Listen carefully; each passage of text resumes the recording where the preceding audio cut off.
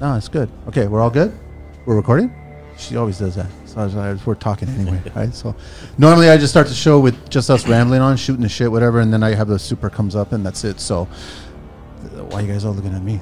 Welcome. Love the new space. You like? Great. Oh, that's really right. Because only Phil's seen this space. Really looks good. And nice. Yeah, it kind of looks like a legitimate, not bad for a hard hat. Started something about just talking about construction.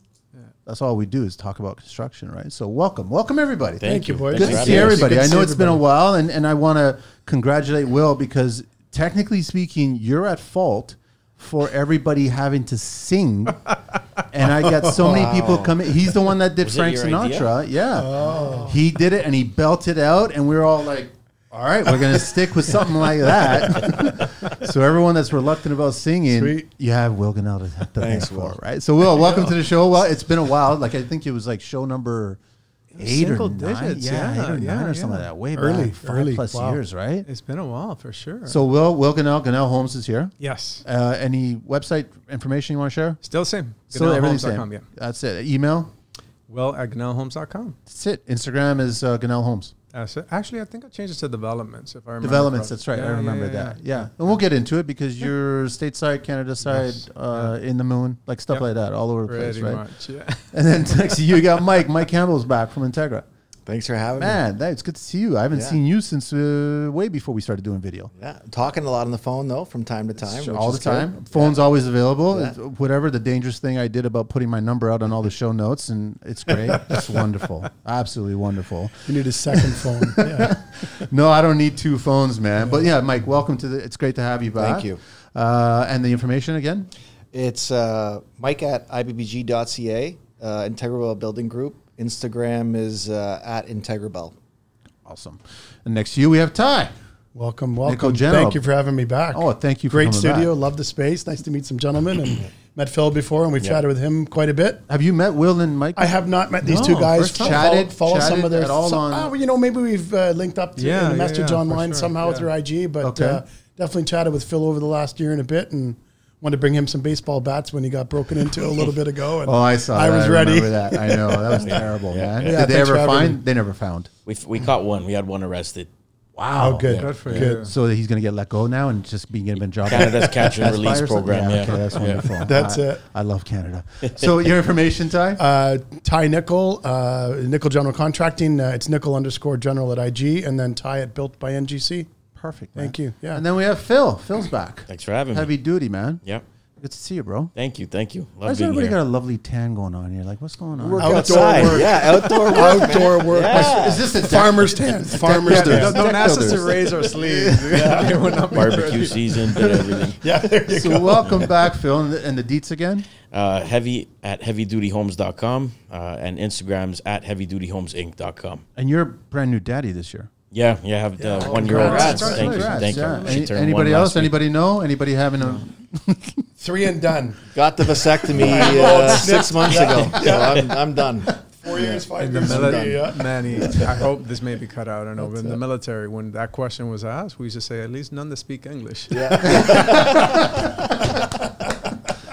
Listen, English isn't we're the minority. Who gives a shit? Good. Welcome, everybody. Welcome. This is a show that I've been itching on. This has actually been the reason why I wanted to start doing the roundtables, because I definitely think that there's a wealth of knowledge here at this table. I'm pointing at you guys. I'm just the facilitator. That's all I am, right? And I think that the kids of the construction are going to be listening to this and seriously taking notes. If you guys are not taking notes on this show, then you're making a huge mistake, because there's a lot to learn. And I do want to do a little shout out to Connecteam, who's our sponsor on the show here, and shouting out their great app. You guys check it out. Thank you. The link and everything is in the show notes, and they actually have a free program that you can start off with. I think it's like less than 10 employees at a time or whatever, and that's completely free to try it out. If you have a bigger business, then by all means, they have a monthly service. But good guys, good program, good everything. This is a podcast about, this roundtable is about GCing. We know what the life of a GC is all about. And I definitely want to start off with what was being expressed off mic just as we got started. How I don't think there's a GC out there that has not been burned by not having payment fulfilled on a job for whatever reason. And I've spoken highly on this show that as a GC, our objective is actually to finish a project that we promised to everybody. Like that's what we wanted to do. We wanted to get to the finish line to prove our skills, deliver our crew, our product, our quality, and then that's taken away from us. And I mean, and Phil, if you want to share what you do, which we all found out really fascinating, because I definitely am going to get into how you've already shared on the show before, how you handle certain things, how Ty, you've already handled certain things about the post-dated checks, which I absolutely love. And I share that with Mike as well too. Yeah, that was so there's good. lots of great ideas here. helpful. So Phil, if you want to just let us know a little bit about how you handle a situation where a client, payment stops, basically. Sure, of course. I know I chatted a bit about Mike, and you can have as many contracts in place as you want, but if, they're only as strong as the person enforcing them. So obviously you build relationships with your clients and this and that, and you don't want to, revoke or implement a stop work order if somebody's not making their payments because you have this relationship. So what I do is I try to make myself hands off at that point. We send out as many reminders as we can, all through correspondence, track how far they're behind, send out a weekly reminder, and then at some point I'll have to ask one of my office staff or my project manager, listen, send the email, apply the stop work order policy, and usually that'll kind of either heat up the client right away.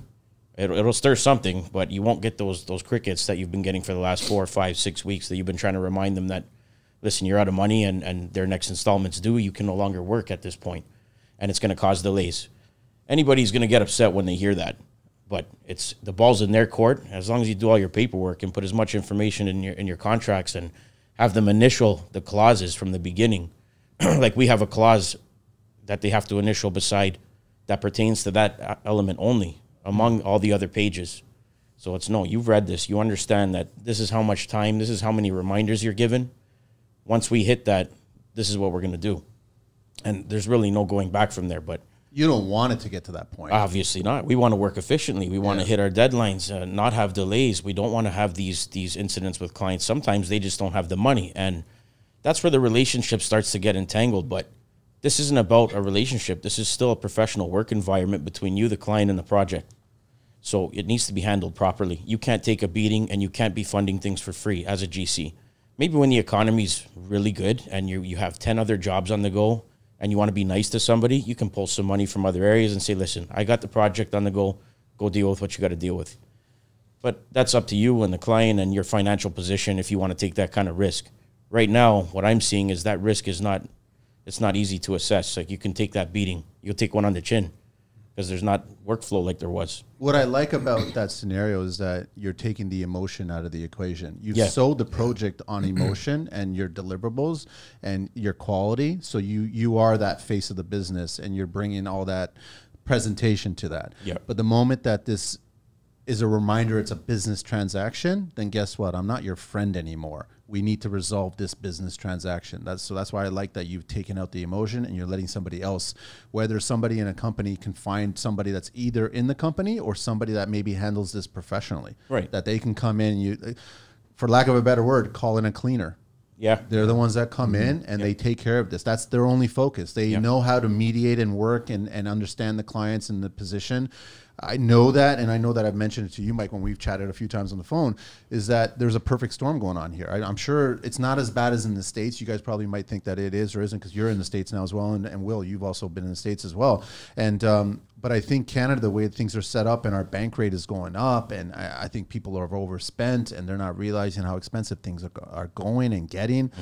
They haven't set aside the right amount of money for the projects, but they still want the projects to be completed. Under budgeted, yeah. And they also realize that they definitely have to pay their mortgage, otherwise they lose their house. If they don't pay their line of credit, then they're going to lose their house or whatever's attached to that line of credit. So low on the totem pole is the contractor who's done all the work. And they can burn that bridge. And you keep up with your milestones. And, it may not necessarily be their fault. Maybe they signed the project on a pre-approval and then interest rates hike, and now they're upside down in the middle of the project. So they're scrambling on their end. They don't mean to screw you over, but it can happen. But you also have to protect yourself. And if I can piggyback on that, because for those, we had a conversation prior to that, and Phil had a wealth of information. And one of the things was about obviously being burnt on the job, but walking off a job. Yeah. And one of the things that Phil did very smartly is having that clause. And I just want to, Phil, if it's okay, I just want to clarify that, you know, we're not necessarily promoting walking off a job because you lose a lot of your protections. And one of the things that Phil did very smartly is in his contract, he included that clause with certain parameters and certain deadlines that he will have to meet in his side to make sure that he's protected before any stop work order sort of happens.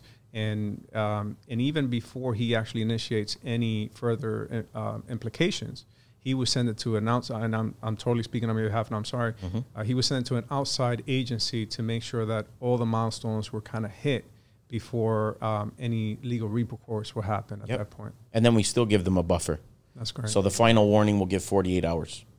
So once we send it off to our HR team, which we outsource, we pay them to monitor all our paperwork. Say, listen, this is our contract. These are the correspondence. Are we safe to implicate this or to push this forward? Yeah, you're good. And then somebody else will send the email saying, okay, you now have 48 hours to come up with this or the project's on dead hold. Everybody's coming out of there. There can be fees involved with that. Yep. You need to take everything up, pack up, and remobilize at a later date. You have other projects that are going to take a hit from it. So those fees also need to be discussed if there's going to be any. Now, does that mean too, like in that project, like if you're demobilizing, let's say, like I'm going through some similar stuff as we speak, and I couldn't stop the work. I had to let it happen organically through emails and contacts. It has to come from the customer to me. And then you continue to do your contract. You're being paid for service. You're working through, and then you have to, you know, let it happen and go forward. If you're writing that into your agreements, Phil, and having the person sign that off, does that mean, like, to stop work order, sometimes the clients have their own contractors that are on that job as well? Doesn't affect those people that you're managing? Because I'm involved in some projects where I'm just a project manager, managing the other services of these trades that they've hired. Well, if I'm not getting paid, then suddenly the trades aren't, or something goes on, then they see this suddenly what's happening over here. The impact, the ripple effect, I call it, is great. Yeah, I can share one of our contracts with you, but 2 years ago, I stopped allowing any outside contractor on site that's not through Heavy Duty Homes for this reason. For that very reason. Yeah. There you go. It's very smart. There's always a loophole for somebody unless I control the whole project. Yeah. And what we played around too is the take over the project. That house belongs to me during the course. It's not your home. It's an active job site. It's a danger zone. You're not supposed to be on there, nor are the people that you hire. So anybody that you do want, if you have a cousin who's an electrician, you want to give him a job, he's got to come through Heavy Duty Homes. His contract's with Heavy Duty. He's working on my pay schedule and my work schedule. This way, there can't be any of that in between. So that's fantastic. Yeah, I used that little language you did before. You know, it's your job site, or it's your home, but it's my job site. Yeah, and it really works because you do need that safety, especially if we're pulling builders risk policies. Yeah. And not all my projects require builders risk, but some of the bigger ones they do. And when you're pulling that policy as well, you've got to make sure the whole team is definitely protected. Yeah, they're not allowed on site if you have a builder's risk. They're not allowed on site without personnel. Yeah, without personnel. You make the appointment. Yeah, you're fully responsible at that point, right? You really are. Yeah. But I guess it's just, why is it getting to this point? Because I have yet to meet a GC, and I'm trying to get as young of a GC as possible. And I've met someone on the show that probably have about a year and a half experience, and they're getting ready, and they're bright-eyed and smiling. They have no gray hair, right? And I'm like, fair enough. I wonder, it's wonderful. But I think if you are a GC, you will come across friction. And is it just, are we here to blame our economy and what's going on and people overspend? Like, what are we the fault? Can I jump in on that? Yeah. You know, I could start by saying this. I taught at George Brown for a little bit. Yeah. And through the course of that, you do meet the odd student that is actually doing work on the side. So by all intents and purposes, they're considering themselves sort of like a GC. And as I got to know them, I would speak to them. I said, okay, how are you protecting yourself against this? Like, what are you doing about that? Like, how are you managing this? And what I think was happening, and Phil, honestly, dude, like, I feel like you should write a book. Because, no, and I mean that. How to step by step. No, honestly, like, and this is to answer that, the question that was asked, is because your procedures from previous podcasts and everything that I've heard about you are on point. Everything they're all on point. And I 100%. Think that where we fail is not so much a lot of times the technical skill. I think that a lot of us are very technical and can do the work, but the setting up the business, is having the procedures, having the protections on our side, clients and everything aside, we just don't have it. and no one talks about it. And in most situations, and I can say this because I've approached people for help in the past, everyone seems to be like this. It's like, no, this is my contract. I don't want you to see it. This is my personal thing. Yeah. And, you know, for the younger generation, yes, there are some that they're too prideful, that they won't even take advice even if you gave it to them. Mm-hmm. And there are some that are begging for it, but unfortunately, they're coming across the wrong individuals that are not willing to help them out. To expand on that, Will, imagine a place where, like, I could call Phil and say, like, what do you think about this? Can you help me out with my contract? Like, how much better would we be? Like, maybe I wouldn't be sitting here going like, man, I kind of jammed myself up. I wish I would have done something differently. I'm cut open now, and I'm bleeding out. And it's, well, that clause right there that Will just said, like, that's going in tomorrow. That was my biggest problem at the beginning of construction. Yeah, it was just like, there was nobody for me to turn around. Like, the only real person I would say to turn around was bumping into Jim Carrick at Brenlow one day where I was just driving out, and the only reason he slowed down is because of my van. As loud as it was at the time, he's like, what the fuck is this, right? Like, who the hell are you? And I started introducing and started talking to him, right? Yeah, like, you couldn't miss that van. But it gave me 15 minutes with Jim for the very first time just to shoot the shit and talk, right? And I would have wished for 15 hours to sit down and talk to a person like that. So I definitely think that at this table here, all five of us here are more than willing to anybody approach, any kid approach to speak and go, here, I'll buy you a coffee. I'll sit down with you, and can I pass by and just pick your brain? What happens when this situation? And you guys are all like that. I think that stereotype earlier on, it was that hidden, I don't want to let you know because you're my competition. Yeah. But I think that's changing. But then also at the same time it's changing, you're getting these kids who think their cojones are a little too big, and they think that they can be bigger than you sooner than you. And I'm like, shove that ego to the side and start asking these questions, because when you're faced with losing 6 figures, 7 figures, it's going to potentially happen. Mm-hmm. And then you don't know how that experience affects you emotionally, personally, professionally, until you go through it. And I'm telling at this table, I don't wish any of that to anybody. Of course not. We're literally talking about your retirement and pension. And I've spoken to enough GCs that have literally lost their pension and all kinds of savings that's what's left on the table. Yeah. It's not a positive. We're just trying to educate you guys. So I think it's a lot better to be humble, shut up, sit down, and just take notes and listen to people that have gone through it. Whether you agree with or don't agree with it, there's always 3 sides to every story. And just understand, try to get as much information from all 3 sides. Man, I got to tell you the story. It's about Jim. Funny that you mentioned it, because years ago, I was watching something on Instagram, and it was about Mayor Reisinger. And he's part of this. He's in Texas, for those of you that don't know. Austin, And he's part of sort of like this builders group. Not officially, but in the area, there's a lot of competition. There's a lot of contractors, builders in a very small space. In some places, a bigger space. But they have this gentlemanly agreement in that if they're bidding on the same job, whoever wins it has to treat the others out for dinner. And it was funny because that stuck with me. Awesome. That stuck with me. I like that. And when I met Jim, it's funny. I just like randomly somehow years and years ago, I ended up getting his email or something like that. And I emailed him. And he hates texting and all that stuff. So he'll just call you. So he calls me and he says, well, where are you? I'm like, well, I'm on a job site. He says, where? I'll come to you right now. Yeah. I'm like, you're crazy. But it was awesome having him on site. And then my biggest pride point ever was when I was going head to head on a project with Jim. Oh, I remember that. And you know, it was awesome, honestly. And he says, well, are you quoting this job? And I'm like, on this street? Yeah. He's like, okay, so am I. He's like, may the best man win. I'm like, great. Whoever wins buys dinner.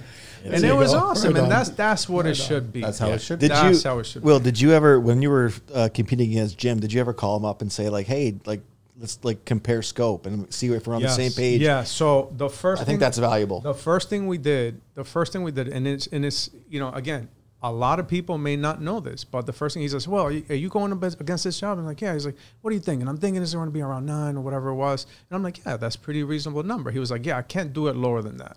And he said, I can't. He's like, why don't you take it? And I was like, no, we're both going to take it. We're both going to go at our numbers and see. None of us got it. Mm-hmm. Like things kind of fell through, and this can be cut out or not. But there's a bigger conversation here. Is that, you know, he says, well, like, look, the way we used to do it back in the days, this kind of for here, Manny, you judge.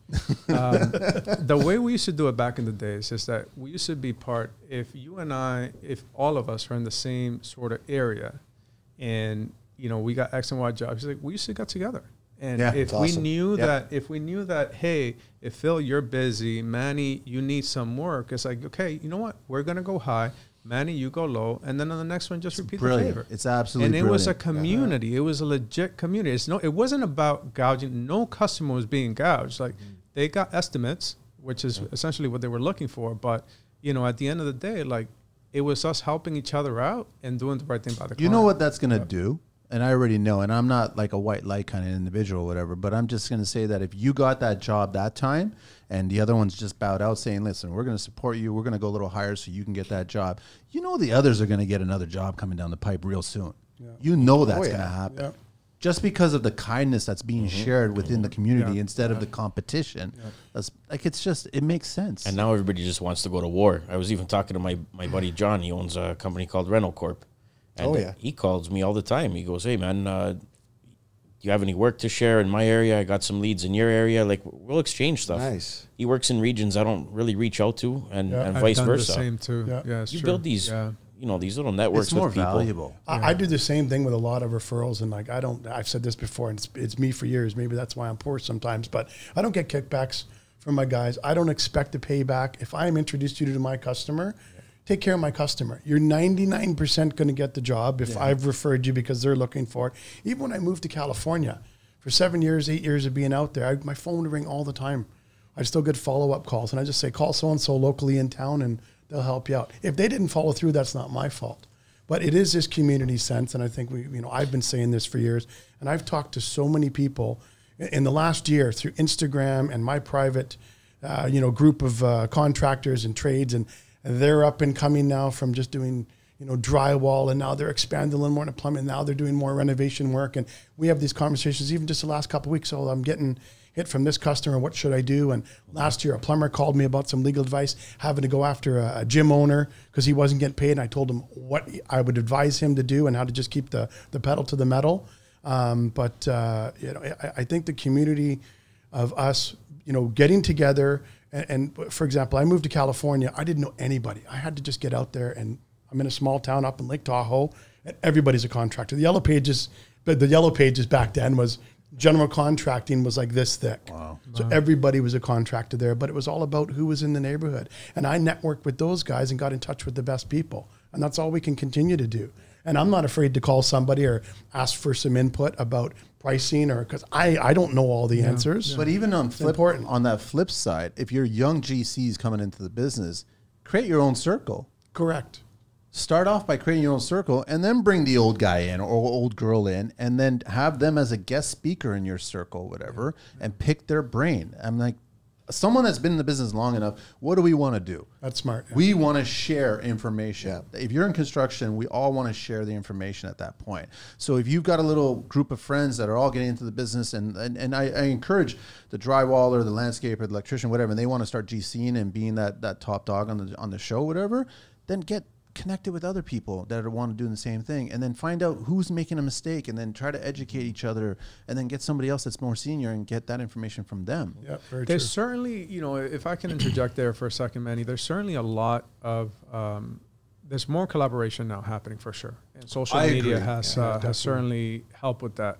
But there's still that older generation, especially when I started, like the older generation, they wanted nothing to do unless you're a family or you're married a daughter. Absolutely. And it's like, it doesn't matter. Like, if I can count the trees that I barked up on trying to ask for help or information or guidance or anything, and I got zero. I don't think that's a sentiment now. I think that there's still a wave of that's still around. But, not to kind of put in a negative perspective, but if you do find that person that is willing to help, and listen, it may take you 5, 10, 20, there's no magic number. No. Keep barking up those trees, but certainly, listen, I'm with a notepad here, writing what all these guys are saying. So it's like, no one's got it figured out. No. We're still learning. We're still progressing. So it's like, keep your ears and eyes open to whatever's being shared at any moment. It's good to have, I don't know, but Mike, you haven't constructed in the U.S., have you? Never, no. But I mean, Ty has, and Phil has, and Will has, right? So Is there a dramatic difference between Canada and the U.S. construction-wise?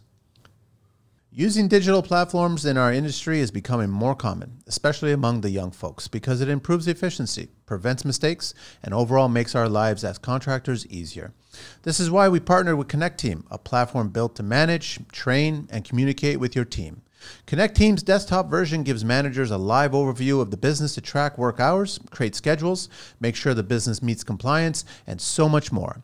Employees just download the app to their mobile to clock in and out, share safety reports, and get updates all in one place, ensuring they've got what they need to perform at their best. Connecteam has a free plan and a 14-day free trial. Try them today by checking out the link in the show notes. We could share the jokes to begin with and then get into the real goodie after that. For me in California, it was rolling into a new system. I had shut everything down here in Canada and went out there and had to start fresh. Like I had nothing. Brand new. I could work for family. I didn't have a green card. I couldn't start a business. I had to be a resident in order to register my California or get my California contractor's license and then my Nevada contractor's license. Then I got my concrete contractor's license in Nevada, open platform. So it was a learning curve through all that. And then same thing, workers' comp, insurance, all those things. But those fees were high all the time. Very like high. I paid so much money just in fees. It was like, oh my gosh. Yeah. I find permitting to be very expensive. Drawings and permitting and design fees and everything before you start a project is about 3-4 times the cost of here. What it is here. Wow. Yeah. The other thing that I found for me, it may be different for you guys, is that I found when it came time for the drawings, I used to watch, for example, a lot of the videos that I'm blanking on her name, Building Science Club. Building Science Fight Club? Building Science Fight Club. Okay, yeah. I know you. I totally forgot the name of it. Yeah, sorry. And I used to say, because she would review these plans that would have all these specs on them, and I said, man, like, wouldn't it be awesome to have those types of drawings?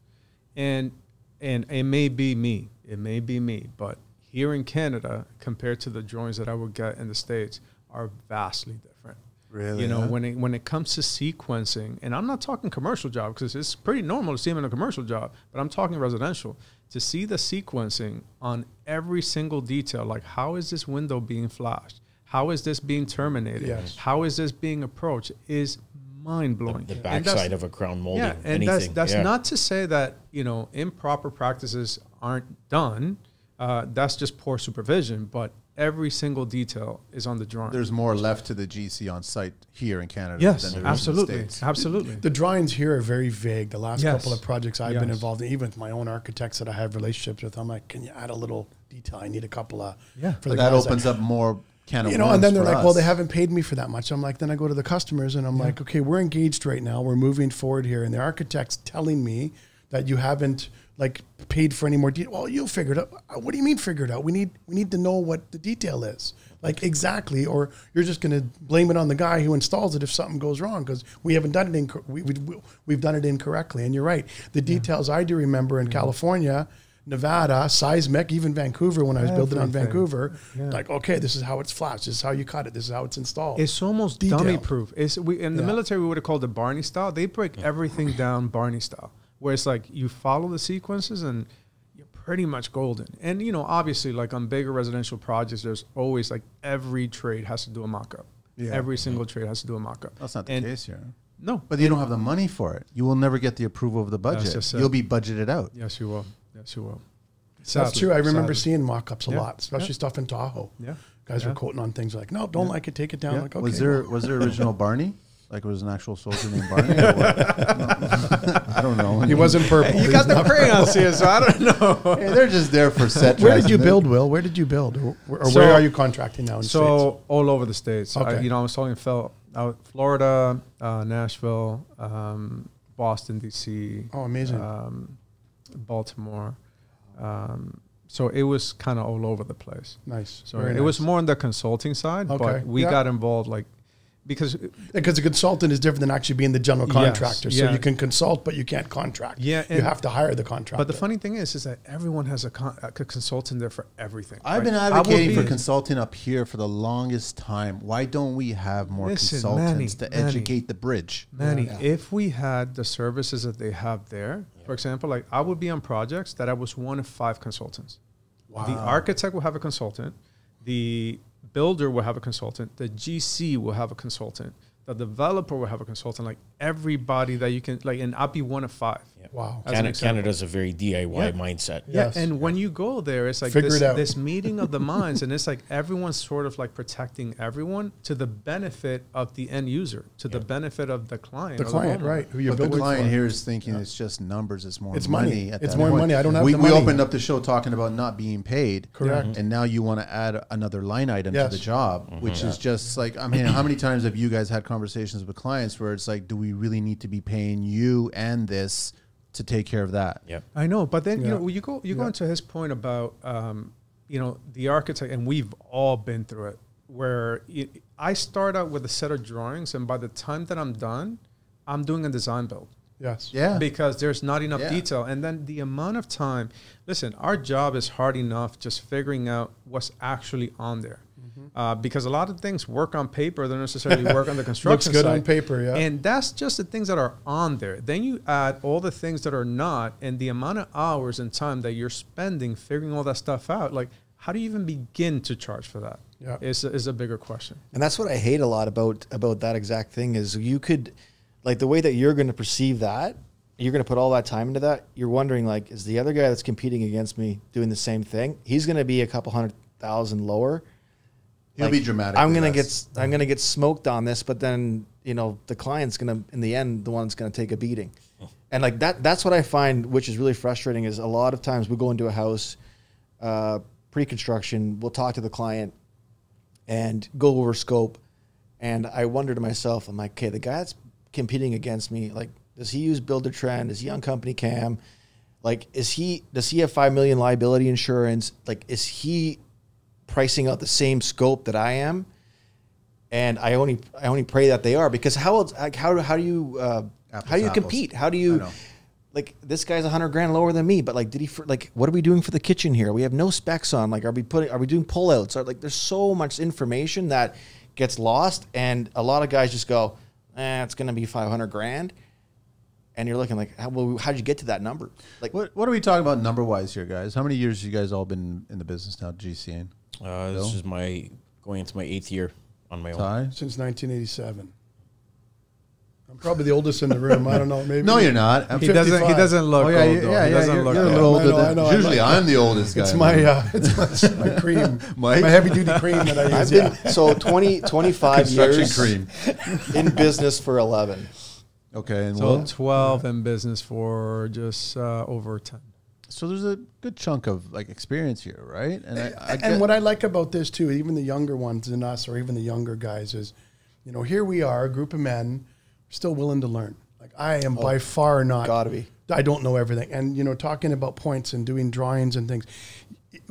I live, eat, breathe, sleep. I can tell you about sites that I've been on from 10 years ago, because I was so intimately involved with them, as I'm sure you guys have been. You're going to be like, I remember that. There was this detail once we had to do, or this I had to do on a drawing. And the clients really don't appreciate that time. They really don't. And when the architects are leaving it to just like, well, figure it out, man. They haven't paid me for it, so figure it out. And I'm like, you're losing your mind on the site. And then you're talking to the engineers too. Same thing. Like, can you verify this? I'm like, well, you're the engineer that needs to sign off on this, so I need you here. Well, the client now, I need to charge a client. That's between you and the client. So if they haven't got that figured out, there's more money in the budget, because they'll charge $500 for every visit. We're all guilty of that, though. Yeah. We're all guilty of overstepping our scope and contributing to other people's scope that we shouldn't be doing, that's taken away from our scope. Fair enough, yes. We do it all the time. Yeah. Why do we do that? Because we're trying to people please, and we just want to try to achieve the job and finish the job. Do our job Because really we well. care. I think it comes down to we care. Like, I've done drawings because it was faster Same for here. me to do the drawing than to get the approval. Everybody else has done drawings? Yeah. Like, I don't have a BCIN number, but I've done drawings, right? And you Yeah. sneak it in just to get it going. But we have to stop doing that. But I want to ask all four of you gentlemen, why a GC?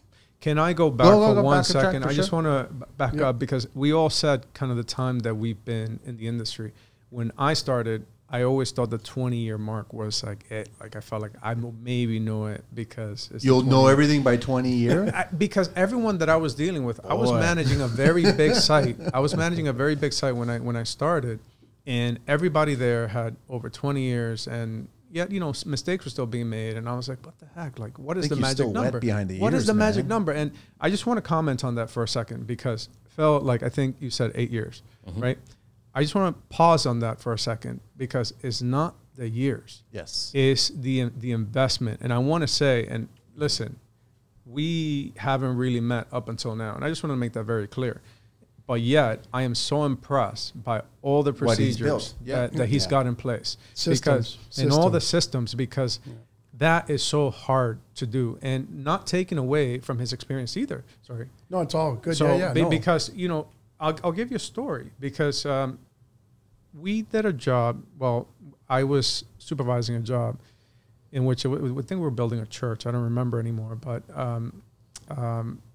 the GC at the time hired this plumber. It was a big plumbing company, and these guys were making a mess of everything and delays, and they were being back charged all kinds of money from all the delays.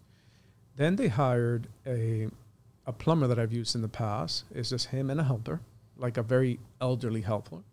And he finished the job in a quarter of the time of these guys. So I pulled him to the side and I said, listen, I got to ask, this is more to your point about experience too.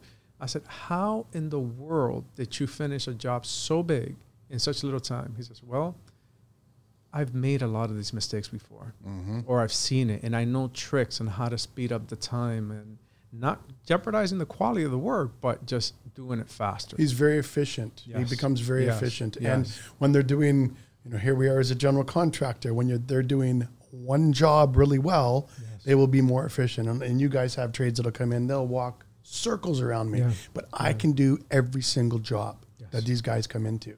And I have the toolbox in the truck if I need to pull the drill out or do something, if I'm not just in my manager's position, or if I am hired to be the working on-site project manager and kind of foreman, and I got that bag of tools for the just-in-case stuff, so constantly working. But when there's efficiencies in place, and I got paperwork. I brought in tons of paperwork the last time I was here, just to show system. I'm still learning. Like I'm in Builder Trend as well, and I'm using like it at 10%. Like the capacity of Builder Trend, it suited my needs for what I'm doing now. There's many other systems that are out there, but I started with Procore in California and met the owner when he was first up and coming to you know, it was good for about a year and a bit, and then it just wasn't the right fit for me, and then economy changes. But when I came back here and I started using Buildertrend in 2015, I haven't looked back, because you can at least keep stuff in one place, and I still got so much more to learn on it, you know. But when you have systems in place and you've got good work and good staff that can pick up some of that slack, like I have an accountant and bookkeeper, she gets everything for me weekly. You know, it keeps me in check. I just try to keep on top of the invoicing and the quotes, and I'm still doing a lot of stuff. And I think that's where there's a problem for, you know, single owners. I'm still wearing too many hats, and I'm exhausted. That's another problem in the industry, Still right? wearing too many hats, and it's really hard You're to still swinging the hammer. I am on this present couple of projects. Certain jobs, right? Of course. You know? But I mean, Mike, you're still... Absolutely. But Will, you're not, and Phil, you're not, right? Yeah. No, you've passed it on to other people, right? But why are you guys still swinging the hammer? Why do you think you guys are? I think a big thing for me is when I meet people at a party or at an event, I always say to them, if they ask me what I do, I always say that I'm a carpenter. Okay. Because I'm so proud of that. It's and I think that's because I love it so much. Also, another part of it is I don't know if it's hard to find people these days to pick up your slack. So if I'm off the tools, where are we going to find this guy to pick up? You know, like, am I worth 2 guys? Am I worth 3 guys? So that's my struggle right now. I'm working in the business. I'm not working on the business, which is something that I've got to figure that out if I know if I'm going to go to the next level. If you're on the tools, who's running the builder trend? I am. Right. How can you stay focused on the both? sales and the estimates? It's so hard. Really hard. It's so hard. And those are things that, you know, this year was a year of like self-reflection and looking back and going, I need to make so many changes. I've got us this far. Now it's like, I need help. I need people to come in and do what I'm not. So where good are at. you looking for the help? Because I also want to ask you, Phil, is like, where did you go to start your ball rolling? You know what I mean? So you guys must be, I guess, first starting at social media platforms possibly. Can we back up on your question, Manny? Yeah. Because like I'm very curious. Following on Manny's question is like how, because it seems like you got all these processes in place very early, things that I haven't even set up. Something we haven't even thought of. Yeah, for example, exactly. like these clauses. So how did you start? Did you have the systems in place first? You got a construction Google that you just Yeah. type No. in or something? I would say one of the biggest problems with GCs these days and designers is people they see it on Instagram, it looks glorified, and they go and become a GC. They're a GC overnight. Right.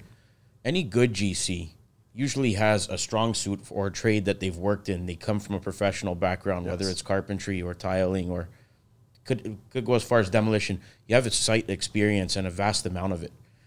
So even though I opened my business 8 years ago, I've been in construction since I stopped going to high school in the 10th grade. So I've worked all over the fields for many different companies, doing many different things, machine operating, demolition companies, landscaping, certified for smart homes. Like I really kind of touched on everything. And then when I figured that I was working in the union and I was living paycheck to paycheck, and then one day I'm just like, you know what, I know how to do this. I can do this on my own.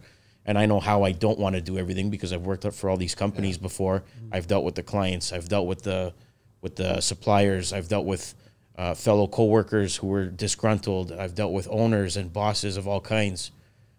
I knew exactly what direction I wanted to take myself in. So even though there was a lot of kind of, I don't know if I'm saying it right, unknown waters when I started, there's a lot of direction that I had. And that's what helped me large. So basically looking at what you don't want to do and what you don't want to get into negatively drove you to go and find positive. And that's one of your questions is what makes a bad contractor? Because in turn, that's what makes a good contractor. I truly believe that. Yeah. So you just got to pay attention to who's actually doing a bad job. Don't overthink it. Just do the opposite of what you know doesn't work.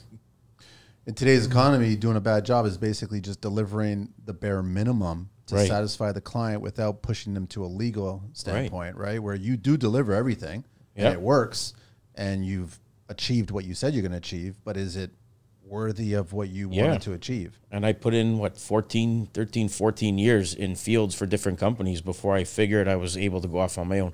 Now these younger GCs are just becoming GCs.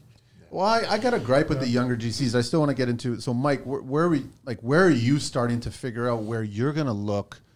Because it's a big. Okay, first of all, I think it's almost like this is. I don't want to poke fun at AA or whatever. It's almost like an AA meeting. Like you're actually acknowledging the fact that your business is not running properly. Yep. So there's something wrong with it, and you're being vocal about where do I start my problem solving. So where are you starting your problem solving? So as far as so I did construction engineering management at George Brown. Okay. I think that's like a pretty good start. Again, you can take what you want from that course. I thought it was fantastic. This is going back 20 years since I was last there. I think that's a good starting point. What do you think, Will? I would agree with that. Like the curriculum is pretty nice. And I don't because I don't think I'm in a place where, you know, do we go out and hire a guy for like $95K a year, Phil? That's what I did. That was my first step to get off the tools. It's the thing that I'm worried about. It's risky. It's like because now I gotta keep this guy super busy. But again, to Phil's point, it's like now I can do it. Yeah. So now you can focus on the business. It's just a scary jump. I got to make the jump, and I think the right move is $95,000 a year. Project management, minimum 5-6 years in residential construction, and then take it from there. And that's where real business ownership takes balls and bronze because you're literally going to jump off the deep end with both feet. Yeah. Literally. Literally. But let's paint a picture here, and I'm going to use Mike here as an example, and because I've done that mistake as well, where when I was starting off, I hired that PM. At that time, even at that time, it was about 90-something thousand. And they seem to check all the right boxes, seem to talk the talk. We're all performers. But cost me a ton of money in me looking over his work, fixing his mistakes, like, and so someone in his shoes, because I've been there, where you make the sacrifice when you're starting off to free yourself up. It was hard times for me because, and that was one of like 3. Yeah. and each one was worse than the next one. Yeah, I'm not saying you won't take any to the chin. That's another part of being in business. But I mean, you have to interview so detailed. And the way I hired my project manager, my first one, amidst 20-something applicants, he was the only guy who was able to teach me something in that 1 hour that we sat, and it lasted an hour because we just kept talking, and I kept learning more. And he was detailed, and he had worked for companies that had worked in the U.S. Like, he was directive in every place I wanted to go. And when he started teaching me things about what he knew and his experiences, and in my head, I'm like absorbing. I'm like, okay, this guy, he's somebody I can bounce ideas off of and build my business with. That's when I took the risk. The other guys were all the same thing. They came with paperwork and resumes and this and that, and everything looked good. But everybody just sat there and answered the questions I asked. Yeah. He was the only guy who stepped up. And is a resume really valuable? I wouldn't say so. That was my first in construction. Yeah. I think it's experience and how you project yourself to the person you're interviewing, and it has a lot to do with that. Their ethic, did they show up on time? Yeah. I don't like to hire smokers. I'm not a smoker, but others are constantly looking to go have that break. Like, it's all the time. Mm-hmm. There's some construction. I saw the cigars. I don't know if you guys are all welcome to take them as many as you want. I don't know if I told you this, Manny, but like, there was a time that anyone that I would interview, like, post all those experiences, what I started doing is I didn't want a resume. I said, meet me at this point. Yeah. You're going to ride with me. That's the resume. And then I would have them ride around with me for a full day. And it was me, just seeing what their vibe was, seeing what they were talking about, seeing what their interests were. And we will arrive at a site, and I wouldn't give them any direction. And I would just see how they're looking at problems, what kind of suggestions they're throwing out there. Are they being proactive, or they're just standing around like a log? Or, if they see something that's hazardous or dangerous or whatever, are they taking initiative? And that's towards the end. That's how I started actually hiring my people. Is anybody coming into the business offering a trial period, a free trial period? Like, are they? Okay, I'm just asking because I know we talk a lot of people are like, just donate your services and just prove your worth for free, work for free and all that. But that nobody's doing that. Right? I would pay. That's what our clients expect. That they were with me, I will come up with an amount. I don't remember what it was anymore, depending on the role. Let's say if it was like a laborer, so I'll give you $250. Consider this a paid interview, because I wanted them to bring their best foot forward and to like actually be in the game. And I said, listen, like, you can either consider this as a freebie. Like, I'm saving myself a ton of money in the back end by not hiring this person. That's a great so insight. I was like, you know what? Take the $250. Like, I'm okay with that. Right. But at least I know what I'm going to get. Or have them do something small. Like, I had a trim carpenter once. We have in-house divisions for a lot of our tradespeople, things that are not mechanical or heavy. But I was hiring an in-house trim carpenter once.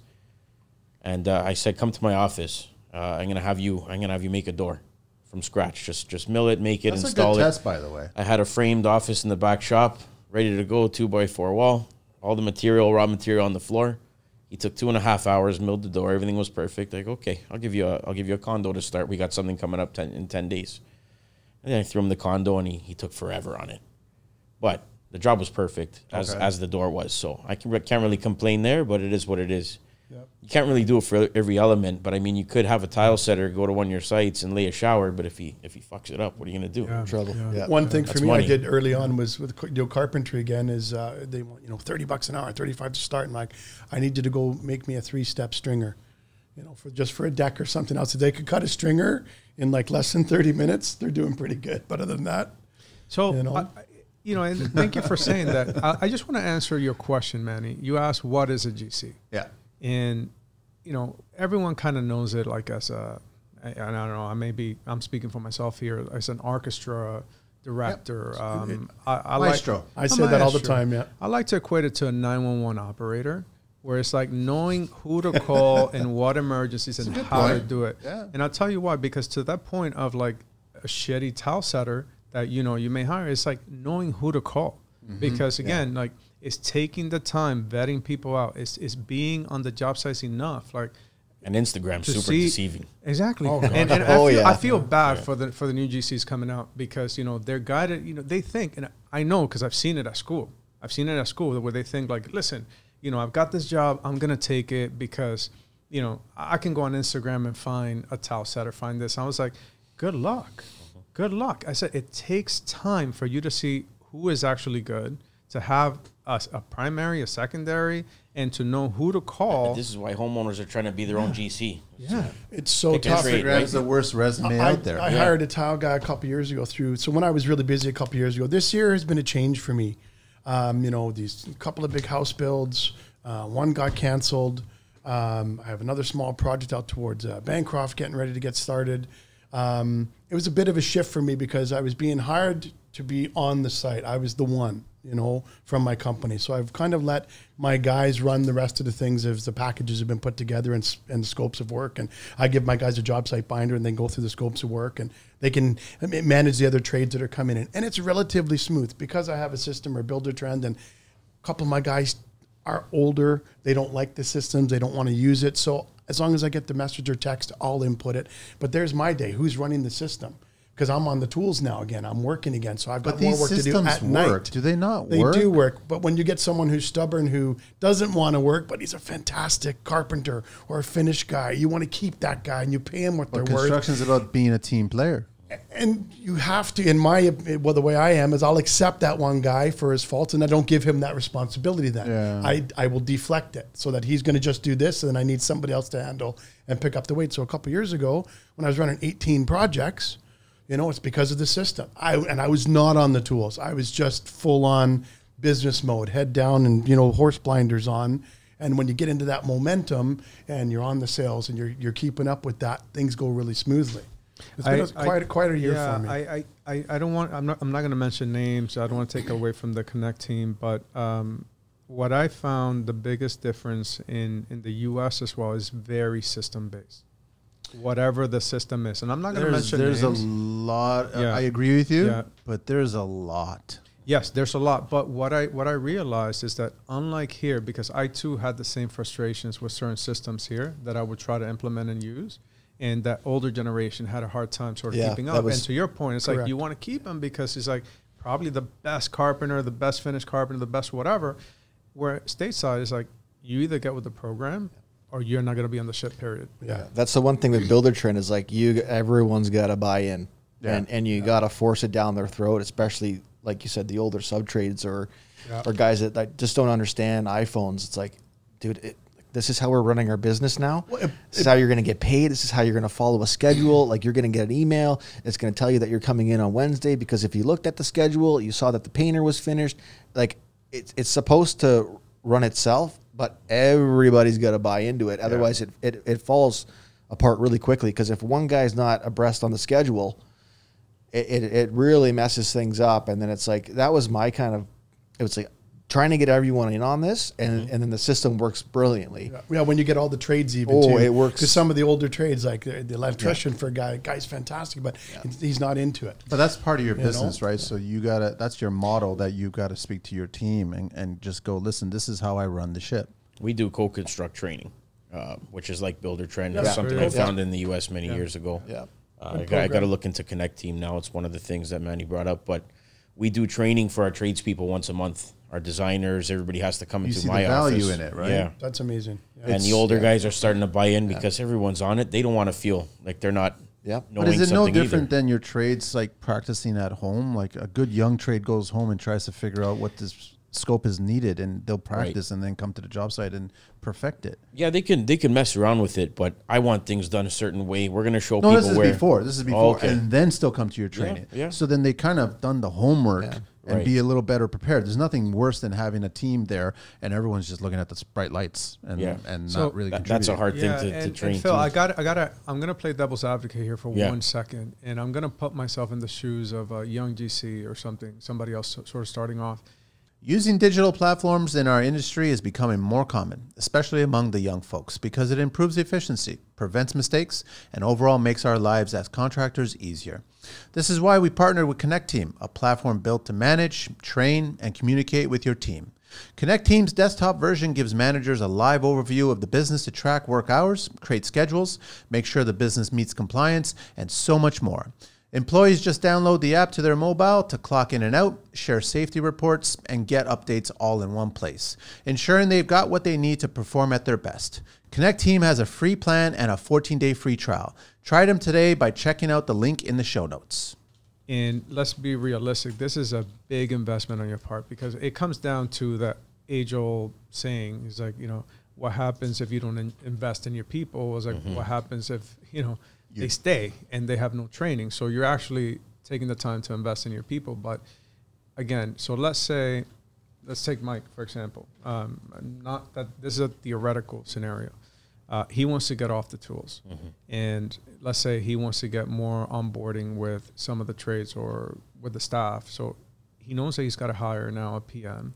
He's going to be in the hole for $100,000, making it up in jobs, which is totally doable. But all that's being said, and then to get more buy-in, let's say he does that periodic training, that's a full day or a couple hours of fees that are going out. Like, we're talking a lot of overhead at this point. So now talk to me, if I was that young GC, for those of you that are listening out there, how are you financially setting yourself up to be able to implement all the systems that you have to run the ship the way that you want it? It's an investment. Yeah, well, obviously it doesn't happen overnight. So I toyed with the software by myself first before anybody knew about it. I started off with the smallest base. I figured out the software, all the ins and outs of it, and there's so much. Like, it's even hard to say that I've learned it all to this date, because you literally need somebody who's running it, and then all your partners on the sites. But once I learned that, I didn't have any project managers. I was the project manager. I was the guy on site. I had a helper. I had a guy that would work in my company and stay on site for me when I had to leave and go do sales and stuff. So, a helper is very important in the beginning. Somebody who can work hourly, or somebody who can at least be your eyes and ears on a site when you need to go figure out how to run a company. Very important. Once I started to sell more jobs because the company made a name, and you have 2 to 3 months of buffer time before the project starts, that's when I started to look into hiring a project manager. So I had a little bit of a risky moment. I sold 3 jobs that all started in the same month, 3 top to bottom homes. And I said, what we're going to do, his name was Steve that worked with me. I said, Steve, we're going to hire a project manager. You're going to be the super, and I'm going to stay in the office with him. And he's going to work with all the trades. So we're going to hire him now. So I had to pay him, $14,000-16,000 for that month and a half that I had to be in the office. He was coming with me everywhere, training, learning the company as these projects were getting set up and before they had to start. And by the time they started, he kind of knew what he had to do. And then because he was already advanced with project management, it was just him learning how to deal with residential clients at that point. But that's kind of the role in for me and how that worked. It was risky, but he did a great job. So I don't have anything bad to say about him. I don't have a bad experience with that. Isn't it the same though? Like when we all I started on my own doing every single job on a project, not a full scale build or whatever, but a large scale rental, right? Big rentals, yeah. And then it got to the point where, like, first of all, I'm speaking to the voices now because I'm talking all by myself with nobody here. I need to hire people now. So then I started realizing I'm going to hire somebody that's going to do a job that I could do it probably for half the cost or maybe twice as fast or whatever. But I quickly realized that I'm going to let go of that job. I'm going to let go of that job. Is that not our job as a GC to finally let go and give it to somebody else to handle? Be able to pick and choose your work. Yeah. Yes. But not throw it away. Work with other people in the industry that want that work. And then when they get things that hit their plate that is kind of out of their scale, hoping that they'll throw it to you. So comes back, yeah. You kind of just do a full circle of everything, and you got to be well-rounded, which is what I find hard these days. Is I'm not finding guys that are well-rounded anymore, both in the trades and GCs. They're and too quick to climb down the hill, man. Yeah. They're way too quick. Yeah. And I want to go back to that point where I'm not saying all, but a lot of the younger GCs that want to be getting into the game, they're probably listening to you, Phil, and going, okay, it took you 8 years to get to this point where, other people that have been in the game longer, they're like, well, I want to get it to 4. And like, okay, listen, just slow down. You don't have to be. I'm finding this year in particular, from speaking to some people, there's been a lot of takeover jobs. So these young jokers have been showing off, getting the work, and not delivering the scope. Yep. But still feeding their Instagram profile and living the life. Yeah. Or they'll spend the client's money before they're done the job. So a lot of things with the takeover jobs, and I built a reputation up early on because I just had this, go-to stamina or attitude. And if I couldn't figure it out in my early years, for example, one of my biggest clients in Mississauga, I'm still working with their mom. She's 92 now, still living on her own. long-term friend and client.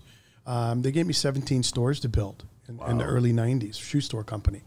And it was fabulous to have that experience, but I was a go-getter and hungry for it all, and I could do this amount of work, and then I was managing other trades that they were having on site in the shopping malls before it got really hard with unions, and then I would have to hire that one union rep to come and help me do the work. But I think finding the balance of the right person, and then you have to just, when you hire that person, you have to trust that that job is going to be run efficiently to the best possible way. And then if you're doing your walkthrough, hold them accountable to bring your standards back up a little bit if things were missed, and not turning a blind eye to stuff, but making sure that the standards are being held, that you're walking away and proud of your work and that they've done a good job, and they can only learn too. They're not perfect by no means, but that they've done their best for you for what we're paying them for. And that they're holding the line for you too with the trades. Are they on schedule? Are they late? What's going on? It's tough, and they want top dollar. Everyone does. Everybody does. Right now, I'm finding, I'm still getting emails. It's short money though, huh? Regularly. It's short money. It's not long term. Like Correct. You talk about 20 years, and you're still scratching the surface of what you're learning. Correct. I find that these kids want this big paycheck right now, as if it's a lottery ticket, and they just have that big check standing there. I just got this $10 million job, and look at how amazing I am. I'm going to Bali now. Like that makes no sense. It's short term at that point. Yeah. And I'm in the long term. It's like I'm thinking already for work in the next year, and what do I got to move? I think what am I any going to do for the successful winter GCs, time? you're thinking about, hang on a sec, I just did a job for somebody. I'm so-and-so. I'm at this age. I did a job for somebody. In 20 years, my business and my brand is going to be so big, I'm going to be doing a job for their children. Keep popping them out because they're going to be future clients. Yeah. Like that's the long-term game, right? Yeah. So, and I go back to, and I'm not saying it's going to be young or old. Why do GCs not answer their phone? Like in today's day and age, how literally we're a step away from, I know exactly where all you guys are. Yep. Like I know exactly where you guys are. It's like, why do GCs ignore the phone? Like when you send a text and it doesn't get replied right away. They don't have the answer and they don't have experience. But then just learn the experience and find the answer. Am I being stupid? They bite off more than they can chew. They get overwhelmed, and then with the sense of overwhelmness that surrounds them, they lack the accountability to face the problems a lot of times as they come. Yeah. One of the things that I used to teach one of my supervisors very early on, because he was a lot of times he was very eager to pick up the phone, and I said, listen, there's nothing wrong with that, but just don't be pressured to give an answer. So yes. I told him the golden rule. The golden rule: if you don't know the answer, and if you need to think about an answer, say, let me get back to you on that. 100%. And I will make him repeat that over and over and over and over and over. So let me get back to you on that.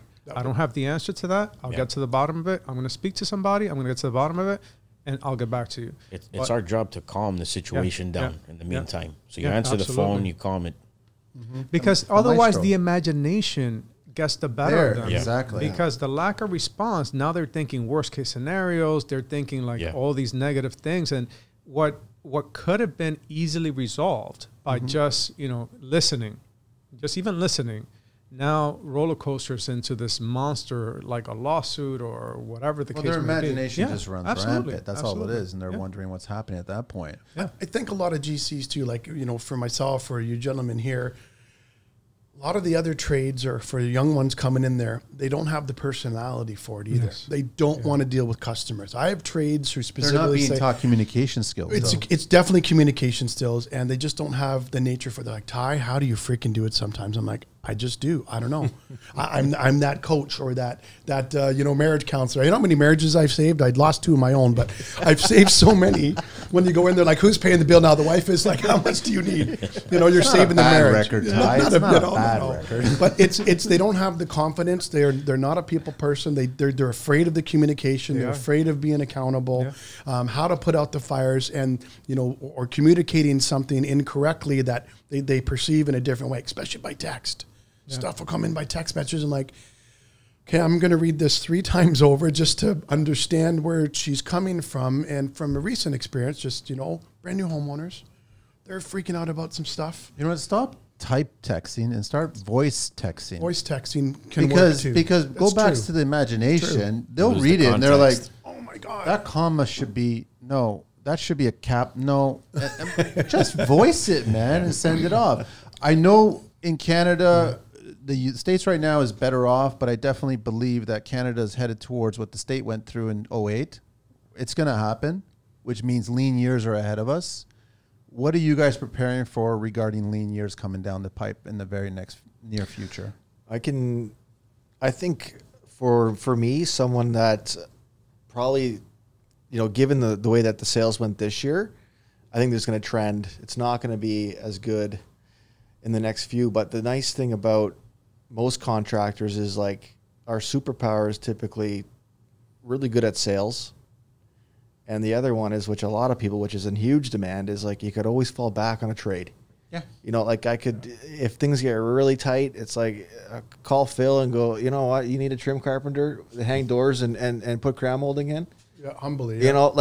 You can always fall back on that. Like the new trade or the new tradesman is like, it's the PhD now. Everybody wants some of these. These guys are super important. They can't find them anywhere, especially super skilled guys. So, I mean, that if things get really bad, you can always fall back on that.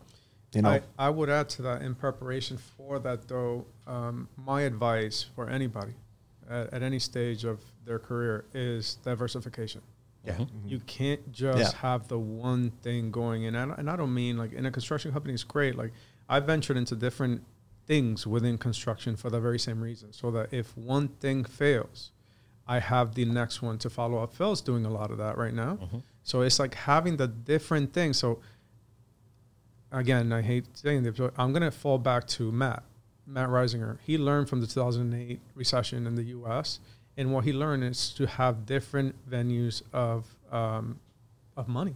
Mm-hmm. So he's got his construction company. He owns a steel company. So all the steel is fabricated within. So it's like whether his company is low on work, he can still supply steel for other companies on top of the revenue from his social media. So that, as soon as I heard that, I was like, I got to diversify. And then if you can introduce cash flow from other avenues, you keep the ship afloat as a whole. Yes. Even if it's not profitable, it's all about weathering the storm right now. So especially in the lean years, if you can weather the storm by any means necessary, you will end up on top. But those are the guys that understand the system. I mean, you've been through lean years as well, and the other GCs, older ones, have been through lean years, right? Yeah, it's been over the years, 100%. This one I'm feeling it too, and I'm thinking about my shop space, and I've got 2,000 square feet.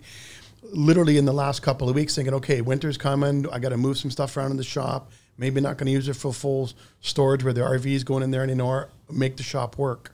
Do I need to do doors and trim? Do I need to do some other fabricating or something? But you're being proactive instead of reactive. We're just saying. So this show's going to come out. I'm planning another show in the next 2 weeks. An interesting company approached me to come on the show, and I'm looking forward to having the conversation called The Bunkie Life. And so they were on Dragon's Den, and amazing story, and I'm looking forward to that story. But one of the reasons why they're coming on the show is because they're looking for contractors that you can literally put this structure together without a permit in one day. Yep. And they're looking for contractors to do these and take them over. So it's like, and when he told me his numbers, I think they sold something, I can't remember exactly. I think it was 900 units or 9,000 units they sold this year already so far. That's incredible. Yeah, that's incredible. And they're all prefab kits that you could just put them together. And I'm like, this is work for young guys that are trying to go through the like the one you did a few years ago. Well, it's a little different. In my opinion, this one's actually a little better. There you go. There you go. That's okay. Yeah. So someone touched up on it. I can't remember who it was, but and I think that I'll say the question first is what is the difference between a good and a bad GC? And someone said it. I can't remember. Phil. He was just bringing it up. Yeah. It was about being reactive. Like, if you're reactive, you're going to be a bad GC. Yeah. If you're proactive, you're going to catch things before they actually Well, it goes to your point about having that kid come with you on the ride along and get to the job site, and you're not paying attention to the job site. You're paying attention to the kid, and you're seeing how the kid is navigating through that job site. Yeah. You can quickly learn what kind of a potential that person has. Absolutely. Absolutely. So that's proactive land, right? Absolutely. I agree with you guys. I want to just briefly talk about, is it worth these days, and I know that a lot of businesses have actually worked on green building and sustainability, and is it worth, because that can only be a more challenging point for being a GC in today's tight economic structure. I'm not sure that's going to go too well. Yeah.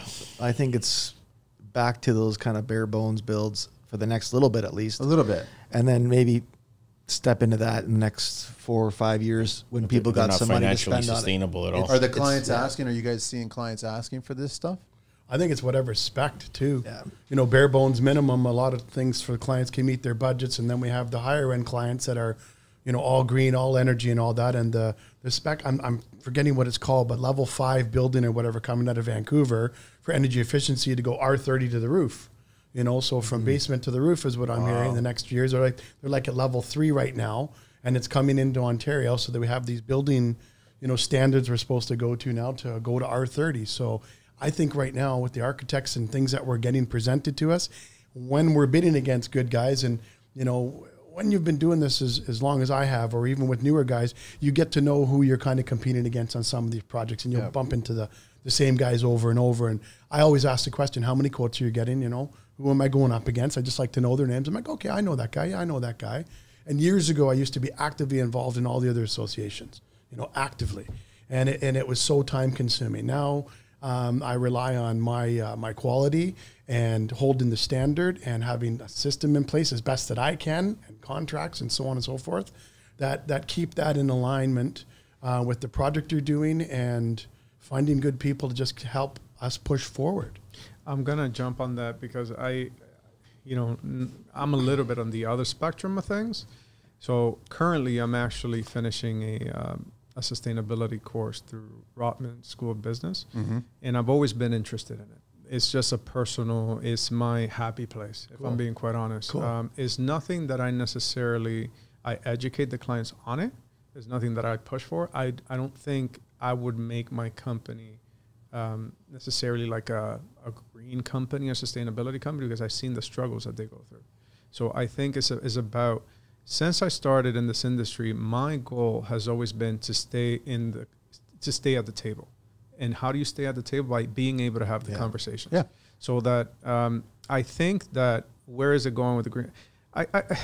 Listen, we all see the fires that are happening, and I'm not going to get political one way or another, but we all see that climate change is happening one way or another, however you want to see that. So I think that up until the government's mandate, one way or another, it may not necessarily impact the construction industry as a whole, because, you know, we all have problem getting paid on regular jobs. Yeah. You know, not to mention, you start adding then you start adding all these different things. But so it will come down to economics. It will come down to rule enforcement, because if you go to places like Switzerland and Germany, I've spent a lot of time in both studying what they do in their systems. They don't have a choice. It's incredible. Their standards are just unreal. And the conversations that you're able to have with a homeowner, you can't even have with trades. But their objective is focused, though. Absolutely. It's from the beginning. But what I find where there's a conflict here is that the objective here is slightly manipulated. Yes. That's the problem I have, whether it's focused there, manipulated here, and I rather focus than manipulate. 100%. So it's like, how many times have we had conversations with inspectors where you know for a fact, you're not questioning whether or not you built it correctly, but you're being challenged on that. Yes. And I'm like, I understand that you're challenging me based on an OBC rule that's outdated, and we know that this is going to change in the near future. I'm trying to stay focused and get ahead of the curve and build it better, but you're not allowing it to be approved because that's what it's currently right now. Absolutely. Things change, buildings change, everything's changed. So when government gets involved in that building structure of it regarding sustainability, I wish they would still respect that if you've got an experienced GC that's building something and it's the end result. If we start delivering a carbon footprint that's attached to that home that's far less than what these mandates are being telling us to do it, I respect that more than being told to build it this way just because you have to use a specific product that's somehow connected to monetary political power. Agreed. Right? And I think I know that's the amount of ruffling feathers I'm going to do. But I'm a big green person. We've had lots of shows here. I've had Hans in the show here. I've had Greg LaBelle in the show. We did climate builders out of, I'm trying to remember, out of Ottawa there. And that was we did the tiny homes in the tiny homes. Like, I'm huge about that. And there are many ways that we can build. We do not have to build with a hole in the ground and where we're cooking the fish in there. Like, we don't have to get to that extreme, right? Yeah, there's lots of ways of doing it, but I just don't want to be manipulated regarding certain products that I'm being told to use just because of lobbying, so to speak. Right? So I want to try to avoid that. I want to ask you, gentlemen, in your eyes, what does it mean to be a successful GC? Like, what does that exactly mean? Is it mean monetary? Is it mean I built that structure and that structure is beautiful? Like, what does it mean? I built a team. I think it's resilience. Resilience. You can't. We're all going to take hits, but it's your ability to constantly adapt and overcome and continue to learn from it. That's how you get better, and that's how you get to success. Any pro athlete could tell you that. Yeah, that's what they do. You have to. It's perseverance, stick-to-itiveness, confidence in yourself. You know, I've been very confident in my ability for many, many years, and you know, you have to be the one that's showing up for your team and for anybody else. And usually the first one in the door, the last one to leave sometimes. Like, I used to close deals at 11 o'clock at night. My phone would ring when I was in the office, and Ty Nickel here, and like, oh, what are you doing at the office? Mom, I'm working on some deals, you know. Yeah. But it's showing up. It's all character traits. Character, you know, good character, holding the line, providing good product, you know, being really happy. And I really look at the jobs I'm doing. I really take a lot of pride in it. When I'm in somebody's home, I really respect everything about their home like it's my own. And I know you gentlemen do as well, and so many other people out there that are. And I don't take that lightly. And, you know, when they're handing me a set of keys, you know, and we're in and out of their home, and they're leaving the house for the day, and they're coming back at the end of the day, they want it kind of neat and tidy because they're living in a reno. Those are the hardest ones. When we have full control of a house, it's a different story. But there's a lot of respect that goes on there. So I think maintaining that is really important. Listen, I like what you guys both just said. I think they're very important, but let's not forget it is about money too. 100%. And in order for us to do our job as good as we do it, we need to be paid and compensated well for that. Yep. So a big part of it is money, guys. And yes, of course, we're all passionate about what we do, but again, we need to be. That's the end goal. Yes, and it's the only way to build a company. It's the only way to become successful. Like, you've got to make sure that you put all those pieces together. But yes, those checks at the end of the month are essential. Trying to maintain a product. You know what? You're not wrong, and everyone's right. But at the end of the day, we all have stories of situations where we lost money or haven't gotten paid yet delivered a phenomenal product. Yeah. Just because at the end of the day, it's who we are as people. And I think that maybe the years of playing Lego as a kid or whatever, like, we take a lot of pride in what we do. Yeah. And a lot of times, I feel the energy here. Even when we're losing money. It is about money, but even when there's a lot of pride in it. That's true. That's the soul destroying part about the whole thing. It's soul destroying. Yeah. Yes. Is that you're gonna go on the weekends and you're gonna answer the phone call at 9:00 on a Sunday night, and then you're gonna produce this incredible product and then just get kind of kicked. But we all know what that's vibe is. But what's the goal in mind with that is, okay, you can produce one of the best products I ever produced. I lost my absolute shirt on, but it brought me so much more.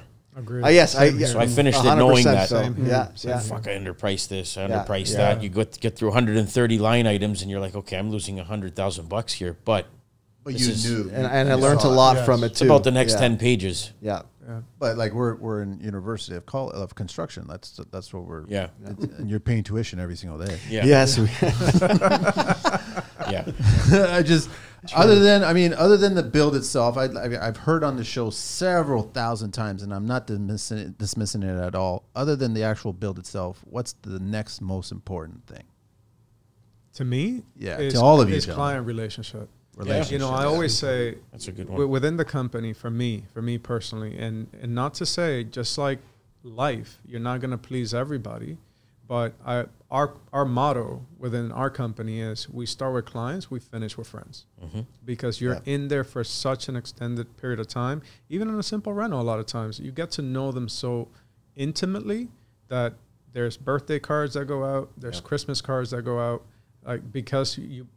So it's Ty's point, like, you know, like sometime multi-generational, where we're doing work for like kids and nephews and whatever else have you. So to me personally, like, outside of the actual built structure is about the relationships. I like getting that random phone call too, you know, from a client, like, hey, how you doing? Just thinking about you. That's awesome. My 8-year-old plays with a couple of my clients now. We go to Dave & Buster's, and we have fun, and they speak French, and they leave the dads out in the dark. What are the kids saying? Oh, I don't know, and I'm not French, but you know, it's really nice to build those relationships, and they can make that phone call, because that is the long-term goal. That maybe not it's going to be this run, and that's the thing with us as contractors. We go in and do such massive changes to these people's homes. You know, if it's just a biggest investment for a kitchen, a bathroom, or the whole thing, and it's going to be another 20 years before it gets renovated. But it's their kids, maybe they've moved out, and we got a new home to renovate for them that they're buying. I just got this call the other day, and keep in mind, I'm not very active anymore. And I just got this random call. It was an architect. He just moved from the UK here. The guy designs stadiums and things. And he says, hey, Will, like, I'd like you to come. And I was like, sure, whatever. I'll come and see them. And reality was to pass it on to somebody else. Yeah. But when I was there, I said, listen, I'm curious. Where did you get my name from? And he says, you remember such and such person? I was like, yes, I do. Awesome. I didn't get that job. I was like... But they left an impression. Lasting impression. And that's amazing. What he said. He was like, you left such a great impression that she still referred you before anybody else. That's great. Right. So. I would say, like, I agree with what Will said about client relationship is huge. But I think if you're going to go, you know, maybe another level down, like a 1A, 1B, I think you probably go with subs and making sure those guys are happy, because in the end, they're the guys that make you look really good. And I had a question for you guys, and I wanted to get your opinion on it, was when you do a job, are you using the same the same guys as much as you possibly can, like the same plumber? I know Phil and Ty, maybe it's a little different for you guys because you're larger, but I always thought, like, okay, if we could use the same subs that you trust, that you know, I think you're going to get a better product, instead of what I don't like is, and I never really agreed with this, was like shopping the numbers around to like 6 or 7 different guys, and then you're left with like a really terrible plumber, or the tile guy that like really screws up the shower tray or something. I just want to get your thoughts, because I got questioned by a client that said, well, how come you didn't get 3 different prices on this? And I kind of fought back and said, well, no, because this is my team. I put this team together because I think they're the best. And it felt like it backfired on me, because they're like, well, how come you didn't get 3 or 4 different prices? But you're building. I just wanted to get your thoughts on that. I operate very differently. I come from the military, and you know, you don't get somebody else to put down their life before yours, just because of rank or anything else. And I've seen it. I've lost a lot of people, and that comes with time, and that comes with trust, and that comes with investment. And what I've learned very early on was to be loyal and be protective over my people. Where it's like, I know the quality of work that this person can do. And listen, no one's perfect. Even when that person has messed up, as long as you can protect them and give an opportunity to make right, they will go to the end of the world for you. So that's what I like about that. When I speak to the clients about why am I not getting 3 quotes or whatever the case may be, it's like, I know the quality of work. I know the timelines. I know everything that I can expect to deliver what you want for this particular project. And listen, when I jumped in commercial, I had no choice but to try a lot of different new trades, because at the pace that they wanted everything to move, it was a nightmare. It was a nightmare. And, you know, I kind of used that lesson to say, you know what? Let me scale it back. Let me pace myself. And if it's not going to work, I need to stand my ground. Yeah. Because, and that's the other key. It's like, at the end of the day, if a client's going to push you that hard to get 3 quotes or whatever, sure, but I want nothing to do with that person. Right. Yeah. My project manager throws out the hamburger theory to all the clients that ask him that. He goes, when you go to McDonald's and you really love the Big Mac, you ask them where they got their pickle from, what they're paying for it, to go price out 3 different pickles, the cheese, the burger, the buns. He goes, you like the fucking hamburger. So it's either $0 or $7.99. I love that. I love that. Okay, good. That's good. That usually sets them right back in their seat. I love that. That's great, man. This is what we need to produce our product. Yeah. That's great. Yeah. It's really simple at that point. Like, I think it's just like, you guys all choose your trades for a reason, and they deliver all the time. It's a different story if they start slacking. Then it becomes a question of why they're slacking. Is there something going on personally, professionally, or what's the Are they story? too busy? Are they booked? For me too, it's like networking in the areas, and I have 3 or 4 plumbers, a bunch of electricians, and who's available as well. So Yeah, as you're that's planning the another project one. out, Yep. so if you've got that pool, who's available for this client? And I also look for guys that are also going to be a little more suited for the client too. Like, can they handle this client? Personality, I am sure. not on site. Yeah. Personality. I get some rough and tough electrical guys who just have like zero personality and they just can't deal, but their work is like impeccable. They just can't be around the client. So like, it's like, okay, or they talk too much. Stay away from the bear. Stay away from the air ducts and just stop talking. No bad jokes. Like your voice is being heard. Yeah, they quickly realize that voice travels through that ductwork. But anyways, yeah. I want to ask you guys, what's how can the industry improve? What's the first thing that we can do to improve? I think we got to do more stuff like this. I think we Communication. It goes back. open to up the communication. network system. Get like guys, just get comfortable with talking about things that went wrong, things that are going good. Make phone calls to people. Like I feel like I just made a couple of new friends today that I could call up and say, Likewise. having some difficulty with this. Where can we go with it? I think like get this fraternity. Let's get it a little bit bigger, and then keep going from there. And I think it'll help people not make the same mistakes. I think it'll help people make more money. I think there's such a good way of going with this. Absolutely. That's a great comment. Great comment. Yeah. No, that's very good. I have a problem with expectations of tradespeople for the past probably 2 to 3 years, where I feel like all GCs should raise their expectations from the guys that are coming to your sites in terms of the time they show up, the time they leave, how efficiently they're working throughout the day. Are they spending 2 days to do a job that should be done in 1? How many times are they coming back because they're not paying attention to detail? Mm-hmm. And they're spread so far and few that we're just kind of giving into it because we need them. Yeah, that's Instead, so true. It should be our I want to schedule, put them not on a theirs. chopping block. Like, I'm the boss, and this is what I need you to do. Yeah. Never mind your other jobs. You're here to work for me. I don't care if you got to go 3 other places. Just work efficiently here. Yeah. Then go do what you got to do. Yes. And people aren't doing that across the board. We're also desperate for guys that are decent, that we're letting all the little things go. Yep. I think if we all raise the bar collectively, I love that. You shouldn't be letting them go because they'll take advantage of it. take advantage. And that's not right? And they'll say to us, well, you know what? I got 3 other jobs I can go do. I don't need your work. Yeah. And when it gets lean, And let it go. We don't, exactly. and then who are you going to call? Then it's, hey, sorry about that last situation there. Do you have anything for me? Yeah, sorry. Yeah. I don't know. I don't know about that word. So my answer to that question would be, we need to increase, by we, I mean society, the government, whatever have you, better public awareness. Because when you think about the construction industry, what do people picture? Mm-hmm. Like the stereotype. the stereotype. And it's like, it's much more than that. And I think that for all the good that HGTV has done, it's done a lot of bad. No, it's done Lots a lot of of damage. bad. Lots of damage. damage. Wait, Sure. did you just say for all the good in that terms HGTV has done? of, and I say it in this way, and I'll give honor where honor's due. Okay. Where there, and I say it with a very perverted sense of the message, they have increased the interest in the trades or trying to get into it. In some shows, I'll give honor where honor's due.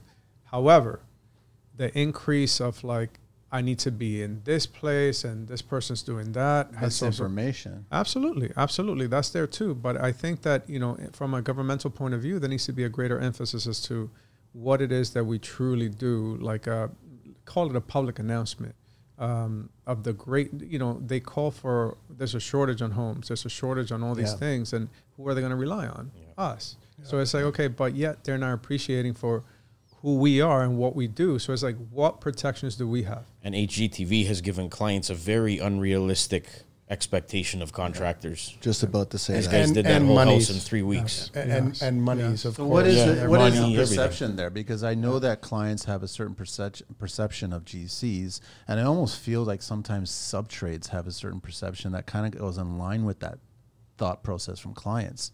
But we know what the reality of a GC does, right? But I kind of had conversations with subs like, you're making all the money, you're taking all the glory, you're doing all this stuff. And then it's still different than clients. Like you see a GC roll in a certain kind of car. And we've heard this story from Jim talk all the time where he rolled up in a certain car and they're like, Why am I hiring you? You're making more Yeah. money than me. No, maybe I'm just better at money management or something. And then you say to that guy, well, you remember 3 weeks ago when you were late on a job by 2 days? Do you know the 18 people I had to call to push 3 weeks, and then the client I had to deal with who yelled at me for it? Right. They don't see the background and how much backlog that their bullshit alone has done to you. They'll never see that because you're just the guy who's doing the job. No matter how fast you do the job, sometimes the client is still not happy most times. Sometimes, like, you know, the bigger builds, we did something in so many days. Like, they're still not happy, you know? Or you That's a perfect storm that it just happened out really well. Yeah. Everybody was in a vibe. We've all been on site where you can have as many trades on site and everybody's just in unison. Everybody's just, but it also flip side too. 100%. You know, like that could happen, and that affects the day, that affects the week, that could affect the whole job. Yeah. So Who we showed just got up to late? manage it. You know, it's and I mean, we all got our life problems. We're going through stuff.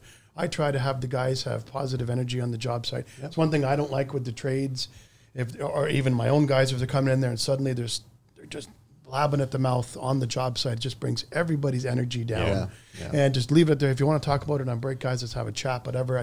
We need to focus. got that You know, let's quick. get the job done, cut it real quick, and nip it in the butt, and you move forward. But to all your guys' points, it's definitely, you know, being positive for the team, keeping good guys employed, continuing with the pool of trades that you have, keeping the best ones as close as you can, and you know, look for new guys too, and so you'll find a good fit for the younger ones. And using digital platforms in our industry is becoming more common, especially among the young folks, because it improves efficiency, prevents mistakes, and overall makes our lives as contractors easier.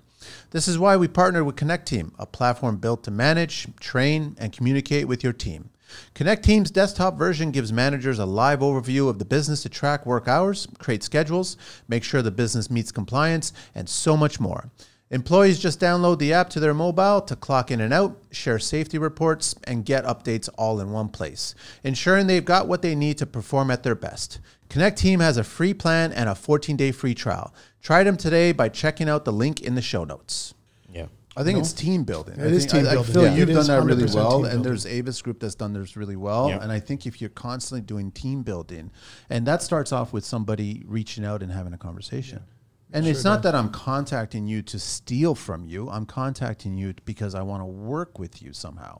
Whether that's a mentorship or that's kind of just like, I want to throw work. I've got a client. I'm not in this city, but I can throw this contact. Like, that's where if you start building that team, because there's no way in hell that I think we should let the government decide on how we're going to build the construction industry, because they ain't going to do it right.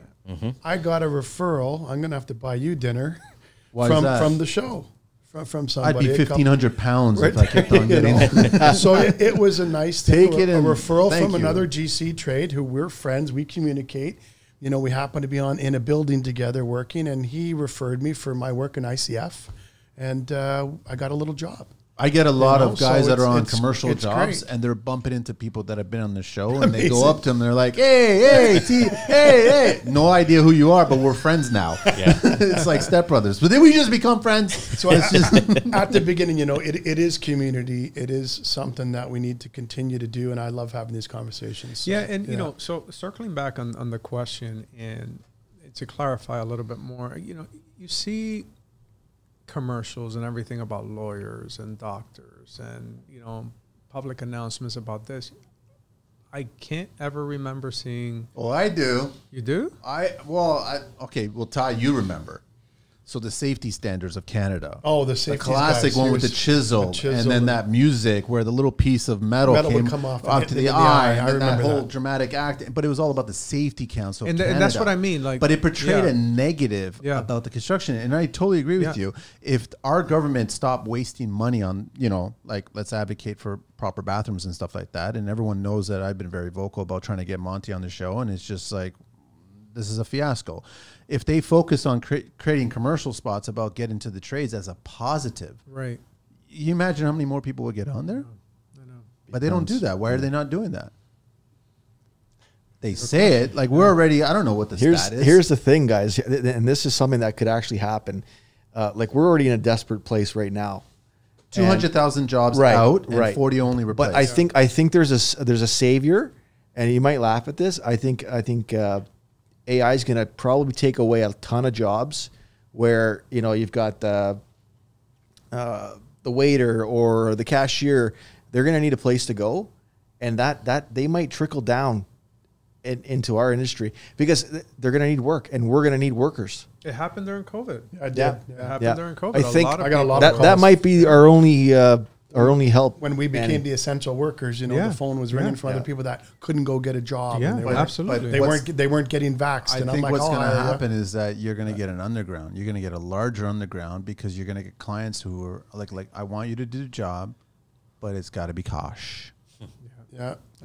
Yeah. Woodbridge visa, and it's only got to be visa, yeah. cash. Only, yeah. Right? So it's like that doesn't serve anybody. I know. I heard that from a lawyer client. I heard that from a lawyer client. Yeah. Woodbridge Oh my visa is God. cash. Okay. And I'm It's like, probably going to be like that too if things, you know, shut down again, or we're going to have this difficulty. but that, and people will take the work because, like, yeah, They're sure, gonna, I'll and do it. we're us good guys are not going to get the job. You and, have all the know, proper we're gonna have to scale overhead. back, and Yeah. you know, we have all the things. All of our ducks are aligned.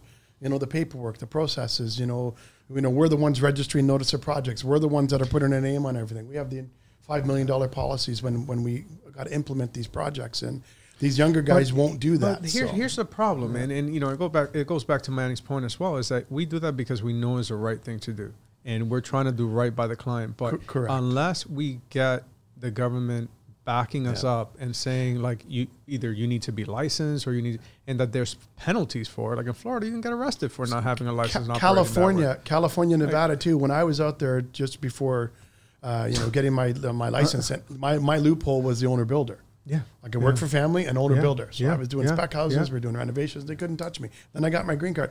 I was afraid of getting freaking stung by the sting operation they have for contractors. Yep. You know, where they do the Catch a Contractor show. You know what show we need to do? There was is a catch show homeowner. called Catch the Catch a Contractor. You haven't seen that? Yeah. You haven't seen. we need Catch a Homeowner. It's a What about homeowners that want to Catch a screw us, right? Homeowner? Yeah, I know. I'm like, let's go. Like, I want to do Catch a we're Homeowner. at the lean point now where we Put got to him do in this. the Like, cage they'll and never do everything, that because like- there's that potential. Can you But imagine being arrested for being a contractor and gotta being see this impressive? shit. I and was trying to afraid explain of it. that. It was nerve wracking. I had one of my plumbers. So for each person, painter's got to have a license, landscaper. Yeah, it's true. The plumber can have a license up to renovation and remodel work only. If that's They the can't case, do then the new homeowners installs. need a license. It'd be great. Yeah. You know, how much more can we vet the homeowner? You know, Why is it that it's always on us Yeah. that we have to prove everything that we can do it, Yeah. and not the homeowner prove that they can deliver on the financial means Yeah. and the decision making? Money grabs. well, thing that comes up too is, you know, if you guys, and I've recently been quoting on some stuff, and they're like, well, we got to get everything financed. It's got to go through the Home Builders Association, and we're getting the construction loan, and we need all your paperwork. And 3 years ago, I had a client, and we were just about to ink the deal. This is totally my fault and goes back to a system. I went back on something I had control of and let them have my paperwork. Didn't get the full signature. Oh, we're going to meet again tomorrow with the wife. And I'm like, okay, because I needed all signatures. And I didn't get the job. The bank got all my information. They got approved. I didn't get the job. And I'm like, great. You know, I'm doing everything proper to help. And then suddenly it was $150,000 job. Been burned a Just, few times with just that. right at the peak of COVID, like right at Yeah. early 2020, May of 2020. And it was like, okay, great. I got a nice job coming on the books. And Back to your point, Mike, about AI, and I definitely don't think, not in my lifetime or anybody in the near future, whatever, is AI ever going to take over construction. They may take over a lot of modular stuff and bigger It's commercial, impossible. because I I think. just think that you need the finesse of a human being doing the work, right? But I definitely think that there are going to be a lot more industries that are going to be pushing out humans out of it, and then they're going to need work. And I guess the fallback is the blue collar. But I would wish that those people that are falling out of those industries and want to come into the construction industry do what we've been advocating right here, is reach out to people that are in the industry, speak to them, work with them, and understand the business, so then you can get a better education. Do you know how we could fix this whole issue with unskilled labor? Is I think we forget about reinvesting in schools and putting billions into shop classes, No, et that's, cetera. that doesn't work. It's It right. won't work. We know it doesn't work, but the best thing that we could do right now, and it may sound silly, is pay contractors to train these people. I brought that Pay up. them, because it's the only way. Because for me, for example, it's like when I bring in our new apprentice, it's difficult for me to A, spend time with them, and B, it's like I'm like, oh man, I'm losing money on this guy. This guy is like stressing me out. Like he's not getting things done, but I need a guy. And it's like, okay, what about this? What if you're going to pay me to train these kids, and I'm certified to do it. I'm a Red Seal carpenter. I'm allowed. I can do that. I can train these boys into real skilled. Into real skill. Sorry, guys. Was that what? I missed that. Equal opportunity employer. Equal and girls and girls. Oh yeah, totally. But I can train these people to be amazing tradesmen, which is what we need. Oh, did you guys hear the Luca But I gotta show? get paid. I asked for the subsidy. They are. So He's no longer ahead of through George Brown. Funny enough that you mentioned that. So they do have programs that a lot of the kids that are going through whatever courses, they will pay, I think, 13 weeks for you to take them on. So essentially, they are paid. It's not enough time. It's not enough time. Yeah. I do agree. Yeah. But at least it gives you and them the benefit of a real live working job site. Yeah. And if there's somebody worthwhile having, then you can always call first dibs when the time. We did that years ago with my old company in the 90s. We hired through George Brown. One of my partners, befriended one of the teachers or staff there and would sit on their board meetings and so forth back in the 90s. And we would hire them right out of school as a little junior project manager or site rep. And it was fantastic. Some of the girls that came onto our company, they stayed with the company after we left. Yeah, that's great. We sold and they went on and the girls continued on. Do they still do career day in high school? I don't know. So it's that's a bone to pick because the studies are actually many. The studies are, because for the longest time we thought like we need to bring career day back to high school. It's been actually proven that you now need to get to them when they're like in the 3rd and 4th grade. Yeah. By the time they get to high school, it's already too late to get them into a trade. I agree with you. Yeah. But the thing is, I blame the parents because for whatever reason, I'm not a parent, but I've seen parents is that they're showing building block toys to children at that age. But at some point, the parent takes those toys away from the boy or the girl and starts showing them different kinds of toys to play with. And then there's that gap, and then they get into high school, and then they're never discussed the trades again. Mm-hmm. I'm picturing a career day where you've got a tradesperson walking into the classroom, not doing a presentation, grabbing a chalk. Do they still have chalkboards? Still chalk. Smart boards. Digital stuff smart too, board, whiteboards? There's some, It's been a long time. It's been a while. I would bring the chalkboard and then write it down, going, here, you want to be an electrician? This is where you're going to start. This is how many years you need to learn. This is how you're going to get licensed. This is what you're going to be making. By the time you're 30, you'll be able to buy, write that whole grocery list down, and you see how many kids are going to perk up. Mm-hmm. Or you can go the route of being a lawyer or a doctor and spend 6 figures on your schooling and loans and all kinds of stuff that the government will never forgive. And still not know what you want to do. Yeah, and still not know. Right. That's the reality. That's the reality. It's true. It's true. So now you got the super trained. And listen, I am both trained in traditional schooling as well. Like I'm a lifetime learner, but it's not everything and it's not for everyone. So it's like educating them on what their options are. If whether it be school is not their thing or even as an alternative for that matter, it'll save them so many years and money off their life. I actually learned going back to the grants that there's a government grant for the plumbing union right now because there's women that went to school that can't get jobs. So the government's offering plumbing companies $15,000 a year per female to hire them. They can't really as a kickback. Good, great. But the complaint I'm hearing on site is they can't. A lot of them can't carry the tubs up the stairs. They can't help the other guy that they're on the house with. So they're having other issues with that. So they'll send 2 guys to a site where there's big stuff and then send the women to the more light duty sites where they don't really have heavy rough-ins or anything like that. Yeah. But no, they're kicking back because nobody was hiring the women for that reason. Well, that's the one bone that I do have with the government is that they'll look at the smallest minority to attract to get into trades. When my mindset is, why can't that be everyone? Yeah, why not look at the majority that actually wants to get in? And when I talk about that, immigrants coming into the country or other people that are in this country that actually want to and incentivize them to get into the industry. And in a lot of cases, we're talking about engineers, architects that are coming in that are school trained and want to do the work. They're prime for it. They won't accept some of their certifications I'm not saying, which is tough. Like you need to go. I agree. Like, dude, are you kidding me? They'd be perfect fit. They'll learn in 30 days. Yes. Just let them get into work with you and you'll be fine. Yeah. Crazy. We're not politicians, and I've always said that if you're a contractor, you can't be a politician. If you're a politician, you can't be a contractor. I've never seen anybody cross that line, that bridge. And as much as you can say that there's ministers out there that, oh, I came from the construction. You know, you didn't. You drove by one. That's what you did. You didn't come from it. You know, like owning a family-owned home hardware is not construction. It's retail. Yeah. If you want to open up a Lululemon, by all means, go ahead and do it, and you'll manage it really well. It's great. But I keep falling back to that we can't depend on them to help us. I think we have to help each other, depend on each other, and watch each other's backs, and to grow the industry. It's the only way. I mean, we can keep arguing about 200,000 left this industry this year, 40,000 replaced. Where's the 160? Wow. And how many more new projects do they want built? It's not going to happen. That's the thing about it. So if they don't do something soon, there's a lot of pain coming. There's a huge amount. There's a lot of pain. So what does it just mean? It's going to mean that our price point is higher. Yep. Which means that you can't find clients that can afford it. Yep. Which means they won't buy it. So then there's going to be fewer of us producing it. And that'll just keep on going until, I guess, the next spell, right? Because there's cycles here. It's a bad cycle, yeah.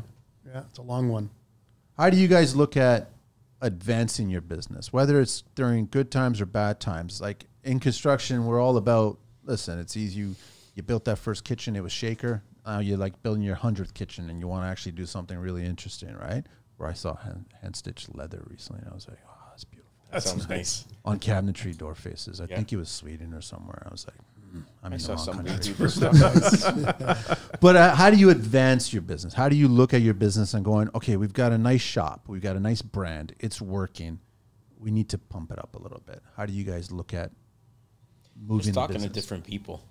That's all. That's all we do is we reach out to different manufacturers and different companies that do different work, different designers, and we go to shows, we go to trade shows, home shows everywhere, not just the ones in Toronto now. I've been going to the ones across the States, and you get to see what people are doing differently. I saw a kitchen that was all stucco, and then every cabinet gets stuccoed and then sanded and then finished, and it looks like concrete. The whole kitchen looks like concrete. Wow. Amazing. That's really cool. And I'm like, I never would have thought of that. I do have a point. So I attend European shows. Yeah. Like your next step, please go to a European show. Right. And I actually saw one of those kitchens live in use. And anywhere specifically, or like I will go. So for example, there's the big. When it comes to kitchens, you got to go to Italy. Italy. That's the biggest kitchen show, in my opinion, that there is. But my biggest complaint with that one specifically, not to derail, but it's hard to clean grease off of it. Sure. Right. So it's like, it looks beautiful, but it's like, is this being used? Do those people cook though? 'Cause that's like a $300,000 kitchen. Like learn how to cook. Just look. You got a 2-foot walk and you're just letting it splash. Yeah, but you know, to Phil's point, I mean, it's true. I think that a lot of times, a lot of our changes happen organically. For example, in my mind, I was always going to be a residential contractor. But I would have clients say, hey, well, can you do a clinic for us? Can you do this? And all of a sudden, boom, I'm into commercial. And then next thing you know, it's like, hey, well, I need you to come into this project to give us your advice on blah, blah, blah. And then next thing you know, boom, I'm a consultant. Yeah. So a lot of times my thing is opportunity is always out there. You got to have your ears close to the ground so you can actually be open to when it's actually around. It's not that the opportunities aren't around. It's that most people aren't ready to listen to them when they do approach. So I think it's having an open ear and to be ready when the opportunities do present themselves. Like, I'm pretty sure that's how the Florida thing happened for you. You hit the nail on the head. Whenever people are trying to pitch something and you're just too focused on other things, you're not absorbing it. Then when it comes later, it's like, was that guy saying? Yeah. So what other industries are you guys looking at that are contributing to your industry? Because I've always been of the mind, I pay attention to everything. Like I look at other things. Yeah, for me it's tech. Why tech? Tech, okay. Because we all spend, like, for crying out loud, we're talking about the Connecteam, we're talking about all these apps, we're talking about all these everything. There's all these things out there that are helping us make our jobs better, easier, more organized, et cetera, et cetera, et cetera. But for me, the biggest lesson there, personally, tech is all about failure. Tech is about failing fast and failing forward. Right. And that's the biggest takeaway for me. So I personally, I keep my hand on the pulse in the tech industry. Tech's huge. I use a lot of lifestyle too. So by that I mean, how are people living their lives? I feel like the last 2 years, everything's kind of went luxury. Everybody's a luxury builder. Everybody's a luxury car, luxury this, luxury that. What does it mean for building? Well, open concept, open to pools, open to building is just, for me, it's just different layouts, different materials, and different type of way of living in your home. And so the lifestyle trends that we're seeing in Miami are so much different than the ones here, and the ones that you see in Los Angeles and California are very close to Miami. And you try to bring that here, and it works. It works, eh? It works. Where's it being influenced there? It works in the South sense American that kinda? they don't want to see appliances in a kitchen anymore. So now I'm building rooms with chef's kitchens inside regular homes that have these walk-in pantries, and all you'll get in your main kitchen is just an island and a stove. And all your ovens and fridges and it's just different ways to apply design. That's based nice. on how other people live in other areas. And it's a good way that I've been able to mix. And I think, you know, and that's where I guess our or anyone's super strength really comes in, is knowing and catering to the client. So, for example, in Phil's case, and so let's say if you take the States, I'm going to use Florida because you're talking about Florida, you're talking about Miami. Miami is all about showing you money. Yeah. It's all about showing you money. Where you got people in New York that is called hidden money. It's old money in a lot of cases. So it's like you will never know if you're walking next to a gazillionaire or not. Mm-hmm. So if you are able to, and fortunate enough to, let's say, to work with some of these people, you are able to take and absorb their elements or things that you've seen and done. And for a fraction of the cost, like maybe you have the homeowner here in Toronto that in their mind, they have a similar or they have sort of an idea of where they want to head to with a design. Mm-hmm. And now you say, hey, you know what? I've done this. You know, we don't have to do it to the nines like we did in this project, but we can do a version of that. So now all of a sudden, and again, it's like, how do we get paid for this? Because now you're talking about design work, technically. So it's like you're jumping your scope now. You are, but then it's, you know, the way that I propose it is when I initially go into the project, it's like there's a lot of value add here. And my value add is that, you know, I can do design build, I can do design work for the interior, I can do all these things. So it's like, yeah, you can go with X and Y person, but I know what I'm worth. So you have to understand tech, you have to understand lifestyle, you have to be able to implement everything and just be well-rounded again. Yeah. I'm sure you guys are all getting to the point where your clients are now starting to become younger than you. Yes, a lot of them. Like that's a little realization. 30s and 40s, and some that are very well off. They have great jobs, great career. There's a lot of family money still. Yeah, you know, and don't kid yourself. Some of these IG contractors we see out there have money behind them. Yeah, because of, you know, their family, and it's different than where we're, you know, boots to the ground and, you know, struggling to, you know, keep afloat or maintain profits on jobs, and if one goes south, it affects everything else. So it plays different. For me, it's again, looking at tech, I'm still a sponge. Like I said, I'm still learning, you know, technology, and some of these things that customers are showing me, I'm like, okay, that's pretty cool. I'm like, I got to get on that because they're got their iPad out and they're flipping through designs and stuff more advanced than I am on some systems, which is great. So we've already connected that I'll use a system. They've got some stuff. So that's a nice merge of our relationships. And then there's other clients that are just clueless. They can barely get an email, so you can't be too technically advanced with them. That's just for your in-house stuff. And you keep pushing forward that. So for me, it's definitely growing in the tech side, educating myself more. I'm looking to just tighten it up a little bit more myself. I want to just, you know, get to the roof and leave. You know, I don't want to worry about paint. I want to start excluding some of these things in my contracts, like final paint. Yeah, you know, and just that's when we considered doing too. Hire your own painter, and I've done it. A couple of smaller jobs, no problem. We'll take care of a kitchen, you know, basic renovation, whatever else we can do it in house. But I would rather have that hired out and introduce the person, and then we're off site and I'm out. Yeah, I'm getting guys paid. I know that do that, and they're on that, and it's a little easier. We've taken a complete beating on paint deficiencies alone. Not being able to get out of that house has cost thousands of dollars. Bringing the guy back in, okay, putting the kitchen cap, we scratched it. Now we got to patch it. Now we got to paint it. Because they want to pay $3 a square foot, but then they'll go to the little drip on the wall. The little tiny drip on the wall. And then when you sand that, then now you got to paint the whole wall again. You didn't pay for the guy to sand the whole house. That wall's orange peel. That's original. For those, and it's how you document it at the beginning. And I was just about to say that for those of you that are listening, if that is the way, for those of you that are listening, if that is the way, for those of you that are young and new, You have to document the 100%. shit out of it. Yeah. Because all of a sudden they're going to hire that cheap painter that's going to make all these mistakes, and all of a sudden, the GC or the builder did this. Like, you know, this is why we go through it. We have Yeah. photographs and we're logging in, and I can go back And to jobs sign from off, 5 sign years off, ago. and sign off. Have you, Mike, you used You can Company see Cam it. for it to help you out? I love Company Cam. I wanted to. I don't know. Have I've you heard about it. I followed it's- it. I haven't used it, but We I did. heard We about did it. a show. It's We did a show fan- with them, Okay. yeah. It's so good. All the guys have it on their phones. You can do weekly update reports. You can send efficiency reports. You can send reports to your guys. You can send checklists. Yeah. Similar to Builder Trend. Yeah. But we kind of brought this in because I was like, it's really easy. Now, Super easy. Mike, Very cool. You have you use your software when you price things. Do you do it as a spec and selection, or do you do it as a cost plus? That's the one. So we didn't. Cost plus is the only way we go now. Okay, so do a cost plus and give them 3 tiers for painting. Give them tier 1, tier 2, tier 3, and have them do an open end selection. And they'll see one paint job's 20,000, one's 30,000, one's 40,000, and in each line item you're going to have the description, the line of paint you're using, and the amount of times they'll come back for deficiencies. The amount of times in that year. So you can request these painters 3 times as you get cracks and deficiencies as they see them.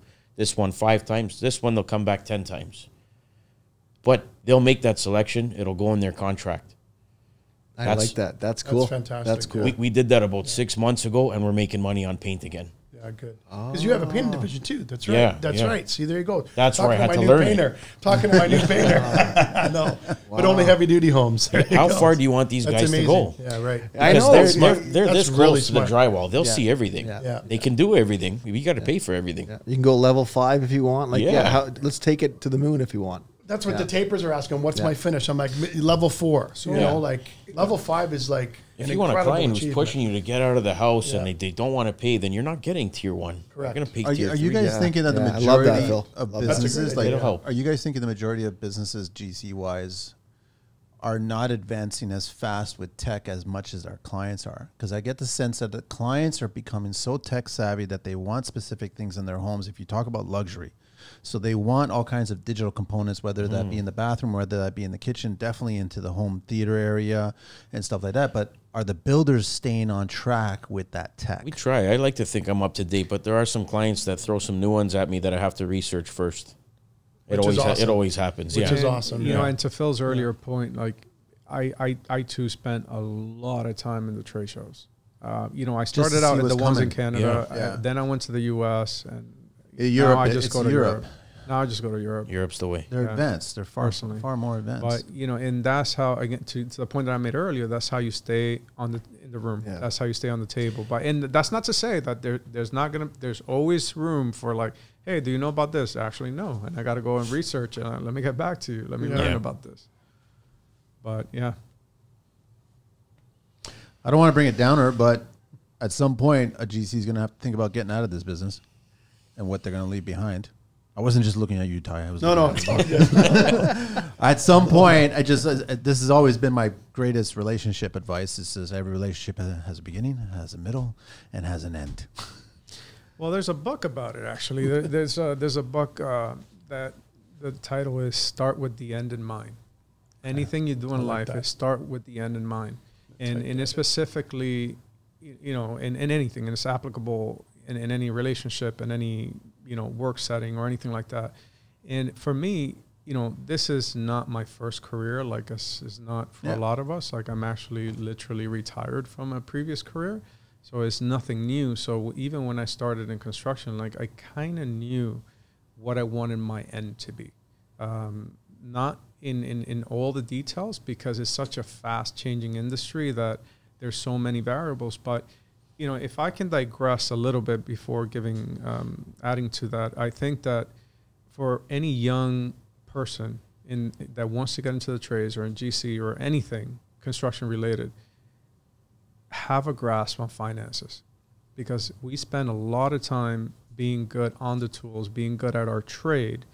And listen, I'm talking from experience. I've lost tons of money by not having my pulse on the finances of my own business. What do you think, 60-40 or What do you mean? 50-50? Your efforts being spent on I perfecting your business versus perfecting your skill. Well, I like maybe 50-50 because, you know, for example, Phil, I'm sorry, I'm going to use this as an example. Like you're talking, and I'm gonna just vocalize this a little bit. Phil's been in the trade for a long time, you know, in this business for about 8 years. During that time, he's probably seen companies go out of business. You know, he's probably seen like all kinds of, you know, mistakes are the biggest teachers in life, honestly. So it sounds like, I'm speaking on your behalf, I could be completely wrong. It sounds like he spent a lot of time on the finances. And if you dedicate that time on the finances, and I think it sets you up better for the end. Again, starting with the end in mind. So focus a lot. I say, okay, listen, I need to perfect my trade, obviously. And you need to spend a lot of time on that. But while I'm doing that, either and it's not always as easy, because I've done this too. It's not always as easy as I'm going to hire someone that's really good at numbers. No, that is the one part of your business that, yes, you can hire to do certain parts of it. But if you don't know what's going on in your business financially, you are in a world of hurt. So guys get too busy with their jobs. They think they're making a lot of money, but they're not being profitable. Well, there's a lot of things that get forsaken. Like there's a lot of overhead. There's a lot of expenses that aren't always taken into consideration when you're looking at the dollar value. You can't believe it once you add it up. Absolutely, absolutely. So having a pulse on your finances is the best way to set you up for the end, for sure. We do our budgets quarterly for that reason now. Always relooking, okay, we hired somebody new. There's 2 trucks. What is this doing to our monthly? And you have to stay on top of that. And then thinking of your end game, you know, be a sponge to real estate, be a sponge to finance, like start to learn lending and everything. Start to learn other people's businesses, because you're in construction. They all tie together. So if you're wanting out, like for me, it's always going to be real estate investments and developments. I'm still young in this. I don't have a plan to retire because I want to work forever. I just love it so much. But what's to say that's not going to change in 10 years? Yeah. But eventually the plan will be real estate development. Maybe I'll own a couple small buildings that rent out and leave something for the kids and all. You have to be able to absorb this and how things work and be able to manage. Maybe you want to open up a property management company because you have all this skill and knowledge, and set something up for your future, because the government's not going to be there to give you your pension. Nope. Ty? Yeah, the joys of being self-employed is, 100% owner of my corporation. I can't collect anything. Yeah. So we can pay our guys the unemployment, but as the owners, we cannot. So I like project management. Yeah. Just that. If I was going to wean things right down, I miss California. I'd love to go to Florida. My sister's down there, but I got a young one and kids, but I don't feel my age.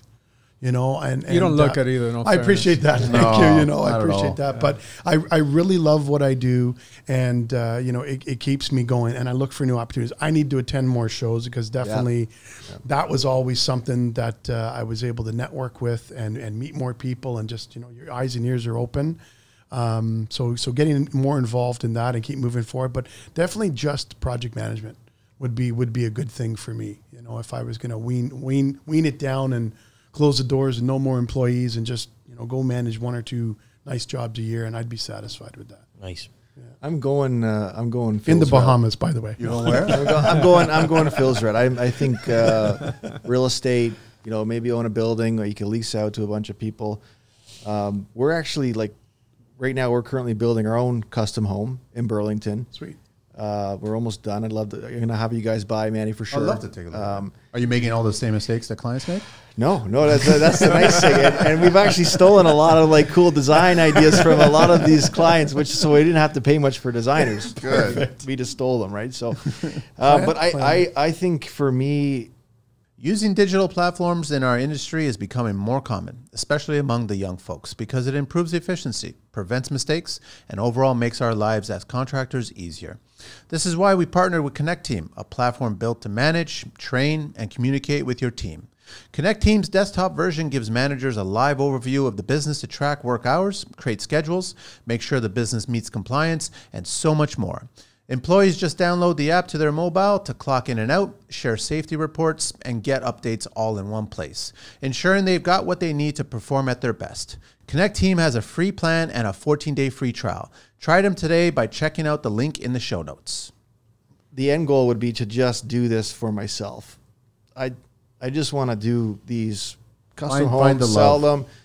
Yeah, because like we talked about this before, man. Because we had talked about a couple of things that were kind of going wrong with some clients, and I said like, I'm like under stress, but I'm so happy when I'm working on my place. Like everything is coming at me hard, but like when I'm there, I'm so happy. Yeah. So it's telling me something. It's telling me that I'm in the right thing. I'm doing the right thing. Yeah. I just got to do it for me. And I think, that's, we're kind of going in the right direction. Once we get this place done, maybe thinking about selling it and maybe doing another one, maybe doing 2 next year, and going back to like, understanding other people's businesses is like, if you're going to get into this, it's like, well, we got to get some investors. So we've ventured down a bunch of roads, and I think that's kind of where we want to take Integra Bell. And say, okay, what am I going to do after? I'm hoping my kids, because I'm 4th generation carpenter, I'm hoping my boys become 5th and take over, the real estate conglomerate. Let's say that. Yeah. That's awesome. Yeah. That's a way to do it. So our plan is passive income, obviously. Like I said, I'm already technically retired, so there's pensions that are already in place for me. But establishing more of the passive income on our side, to Phil's point, is all about, development. So having a condo, building houses, and whatever else comes our way. But that's sort of like a rough plan because, again, everything changes so rapidly. Yeah. That's sort of like the I would say the blurred out vision that I have for myself. And as time approaches, is about fine tuning it. So to the PM side, mine is consulting, right? Because there's no overhead, there's no liability, there's no anything. So it's just less headaches. You should look into that. Yeah. Especially with your wealth of experience, honestly. Yeah. And some of the work that I have done to understand, like, how are we broadening up? I've done some consulting, and just gone in and done little things and, done it. This is beautiful. I got paid. This is awesome. Like, it works. So that could be another vehicle. Yeah, for sure. Thank you. I do want to bring up that it's interesting that all you guys are saying things about a future and retirement that are not necessarily being fed by the day-to-day running of a construction business as a GC. It's that money is a sustainable money for the year after year, and a portion of it is being contributed to a retirement. But you guys are, and smartly, looking at other ways of finding sources of money to build a future that you guys can retire from, right? Because the truth is, and I wonder if this is a negative towards the younger generation trying to get into the industry, where the average GC in Ontario is $65K a year. So it's less than the top 3 trades that are out there. HVAC is like tickling 100, plumbing is the same thing, and electrical is the same thing. Once you get your licensing, you get to a certain level, 4 or 5 years you're into the game, you're tackling 100,000 easily. But a GC doesn't tackle 100,000, right? So are they looking at those numbers and going, sure, I'm an 18-year-old kid, and I can come out of the gate 5 years, I could be making 3 times more than what my friends that are doing a different career option out there is making, but you're making that still the same amount for the next 10 years. So that's good for you at the beginning for your first 10 years of your career life, your working life, but that's not sustainable into your 30s and 40s and definitely not to your 50s. So you have to look at other sources of passive income to come in to sustain things, whether you get lucky in stocks, mutuals, crypto, whatever it is, right? Is that hurting people from coming into the industry? That we have a passion for everything, but we also should have an equally passionate outlook on the financial stream that's associated with our skill set? I think it's twofold. I mean, very rarely. That's a very long question. Yeah, no. and I think it's a fair question. Very rarely would you see a GC full of life and super happy. I'm being honest. No, I'm being honest. It's like we're usually like losing all our hair. Like Phil, like I'm a little bit envious actually. Because of stress and everything else, and we carry the weight of the world on our shoulders. So I don't know if we start at we as individuals, are we deterring the generation that comes before us? Because we're not the brightest suns, rays of sunshine half of the time. Because we're dealing with a lot of times what feels like the weight of the world on our shoulders, on top of any personal dealings that we may have going on. We're beaten down quite a bit. Absolutely. So then, when you think about the majority of things that comes out of our mouths, mine included, is we're losing so much money on this job, or such and such person hasn't paid us. So it's like, let's say you are the laborer on a site listening to this.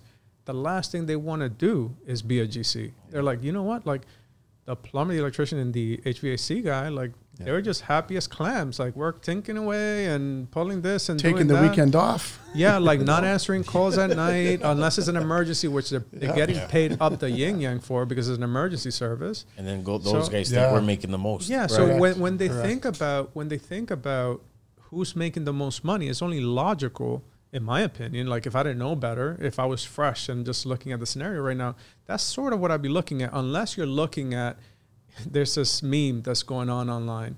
It's like, why are GCs charging so much, quote unquote? And it's a yacht parked somewhere in like Cayman Islands, and the name of the yacht is called Change Order. I kid you not. I kid you not. So it's like, you know, so it's like, what message are we ourselves as individuals kind of putting out there for the generation that's coming?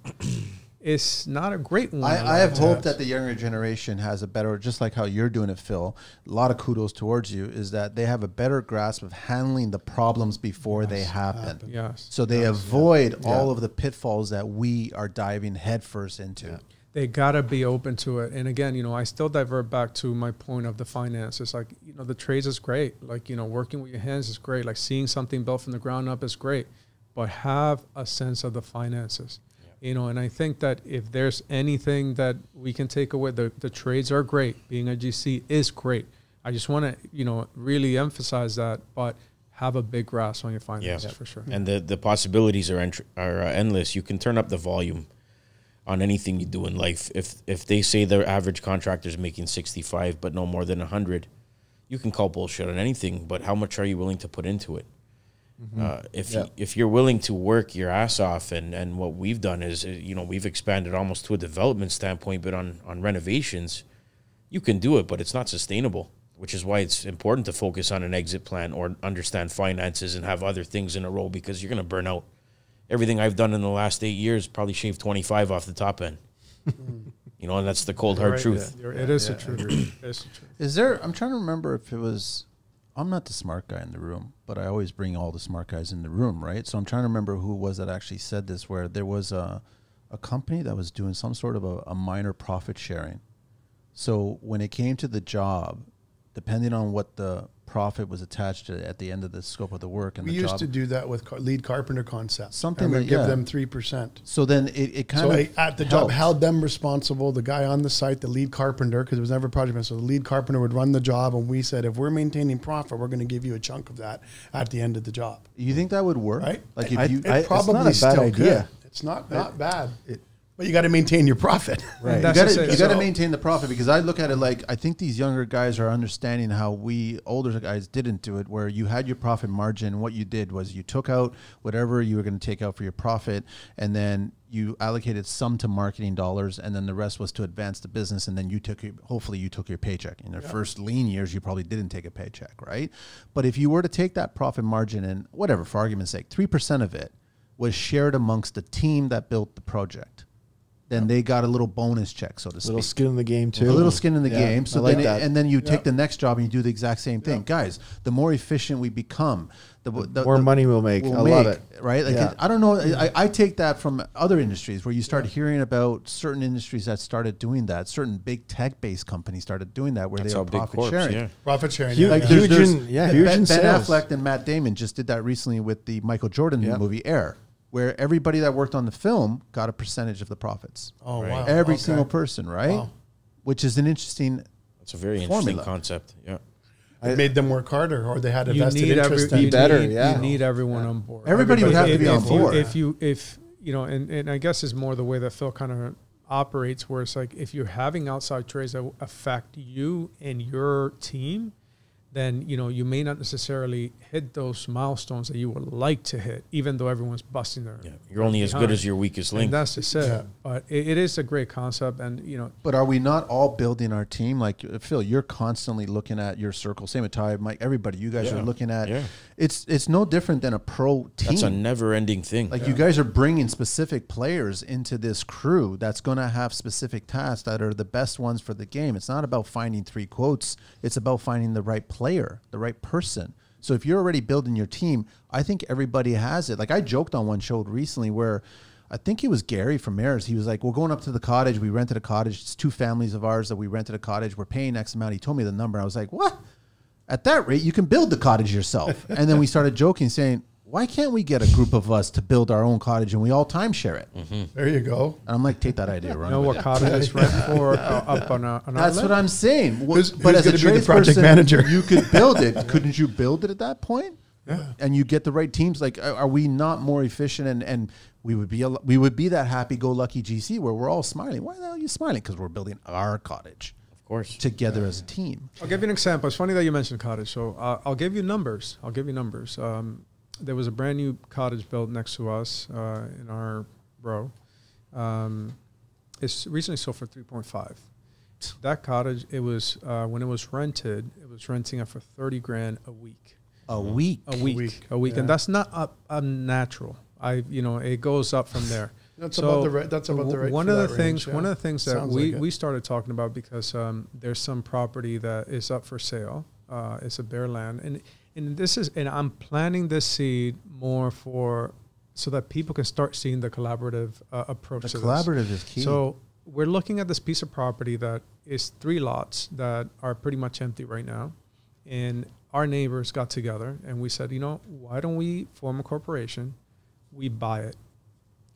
Everyone puts their skin in the game, and that therefore, once we buy it, we can then build it moderately so that we don't get like some Bay Street guy building a monster. Yeah. So we control sort of like what happens, and then whether we rent it ourselves or whether some of us are in a better financial situation to buy it from the rest of the conglomerate, they're open to that. But we control sort of who comes in, who doesn't, and what gets built there. And the design. $15K a week you could get on some of those cottages, Will. And I think that, if we looked at a broader perspective of how can we work more collaboratively together, because we're all really good at our hands. It's like, it's like, okay, let's, I'll buy this. Phil, you finance it. Mike, you frame it. Eagles left at the door. You do this. Like, no, seriously. And then I'm like, it's not a bad idea. Yeah. And it's just like, I've done 400 plus shows. I've met 400 plus amazing people that have all these skills. And also I've heard negative, positive, all kinds of stories. And I keep thinking, why are we not using our skills for ourselves? Like going back to your point, Mike, there is like, we are. And trust me, when I've built the simplest thing. I was at Drycore one day, saw a bunch of pallets. Can I take that? And then I'm Portuguese and you're Italian, so it's like tomatoes, man. I made tomato crates. I remember the video. Yeah. Oh yeah. Oh, cool. And I beat up all my Freud bits and all the gun because I was like, I'm not gonna take the time to take the nails out. And it's like ding, ding, ding, ding, ding, right? Yeah. But then I did it, and everyone's like, "Where'd you buy those?" I was like, "Buy them. They were made." But why are we not making things for ourselves and building our future? Time. I think it's time and lack of focus. And I don't want to say time as the ultimate enemy, but it's more, again, starting with the end in mind, knowing that our hands aren't going to be as flexible as they always were. Our energy is not going to be the same. Speak for yourself. So I'm being honest. Listen, my body's shot. I know. I have the body of an 80-year-old. My knees, and I'm very honest about that. And it's more, we get overwhelmed with the day-to-day because we do go through a lot. And it's like we have a hard time sometimes seeing past what's directly in front of us, which is like, I have this massive problem. I have this huge debt because X, Y, and Z client do not want to pay me, or they're delayed, or whatever the case may be. Or there was a mistake that we got to go back and correct, and we're losing money. Underquoted, whatever. Yeah, it might be. Exactly. 100%. Because it happens, but it's more the point that we tend to get so overwhelmed with what's in front of us that we fail to see what's ahead. How do you build a business though? How do you build a business though? You actually sit down and you figure out what is wrong with it, what is right with it, and make the corrections and implement systems, implement something, even if it's the smallest thing to begin with. Is just invoicing. Keeping it really, really tight as best the new guys can, and hiring a good bookkeeper and accountant, because you can't. And I've been one advocating for years and years. I used to do it all the time. I remember back in the early days, I'd get the payroll book out and I'd have to go to He was $726.57. This is what I had to Carbon? tax all the CPP. Was it carbon? And it was in this booklet. I had a ruler there in my sister's old bedroom when she moved out when I was working from home, a pink bedroom, and doing it line by line and doing the payroll checks and all that, and it's exhausting. So if you can just get a grip of it, I'm still learning. I'm still doing more. I finally got a great accountant and a bookkeeper. She's been amazing. But that goes back to the systems. That goes back to systems. That goes back to all kinds of things. And going back to the question too about clients that are more advanced, there's definitely a lot more that are out there now that are more advanced. So we should be too, as best we can. And if not, ask good questions. Find the answers. You can't be afraid to tell them. To your point, Will, about how it's time and there's so much and we're being bombarded with all kinds of stuff. But I'm not saying to ignore what's going on. I think if anything, answer the phone and face it. Like we all know that the 100% reason why people stress is they avoid the inevitable. You have to face it.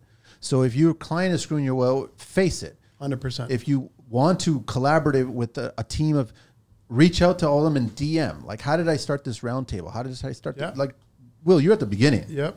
We started with one show. It's just like you grow it. So you got to focus and plan it and get it out there. But I definitely think that you could have a group of trades that all work in Burlington and Hamilton and Toronto. Everybody that's listening in the States all over the world don't know what we're talking about, but Canada, right?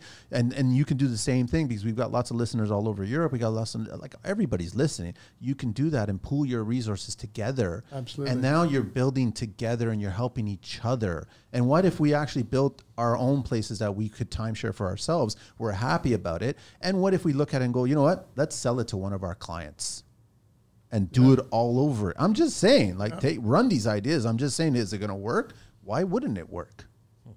That's neat. Mike's taking some notes here. That's good. Being chill. And Phil did this thing about community. He threw a barbecue last week. I missed it. I've seen other contractors do the same thing. And it's important for us. We're not alone. Don't be afraid to make the phone call. Goes back to mental health too. We carry the weight on our shoulders. And there's so much that goes on, and I'm responsible for 10, 15 people, 20, 30 people, 10, 15 people, half a dozen people, and their families. And, to keep that smile on the face when we're just get kicked in the nuts, you have to maintain that because you don't want that negative energy.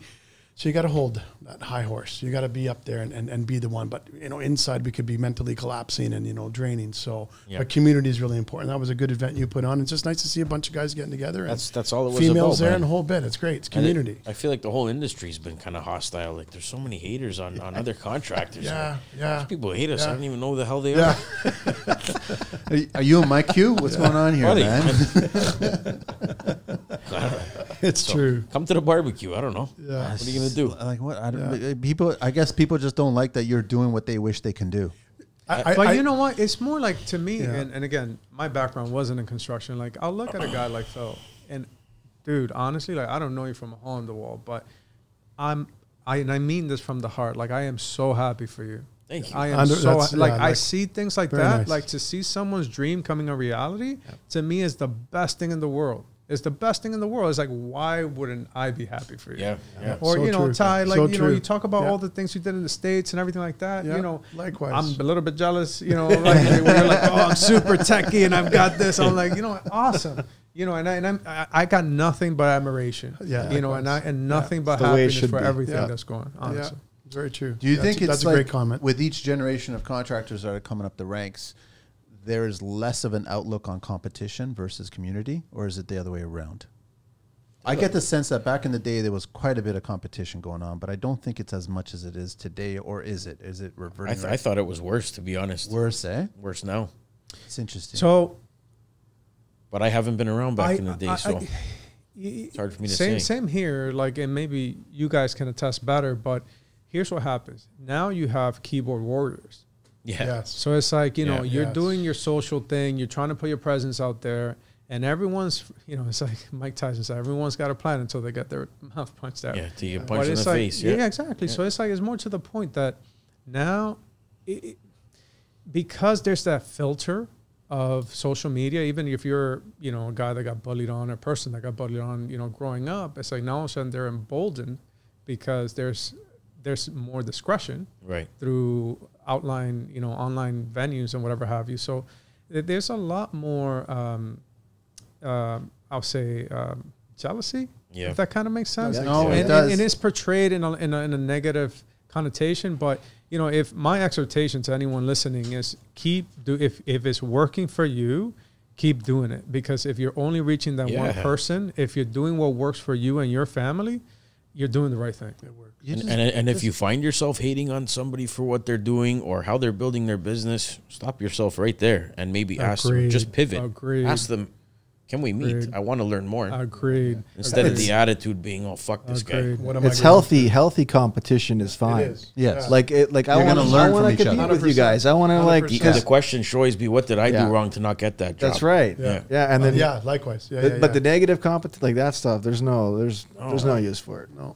You're not going anywhere. I just learned how to block. That's all. Yeah. It's simple, man. And like sometimes you have to. Phil, the last time that you were on the show and you were talking rightfully about what time is the start day. Right. And how you should show up at a certain time. And there was a couple of idiots that left comments saying, you want me to show up and work for free? Yeah. Block. Yeah.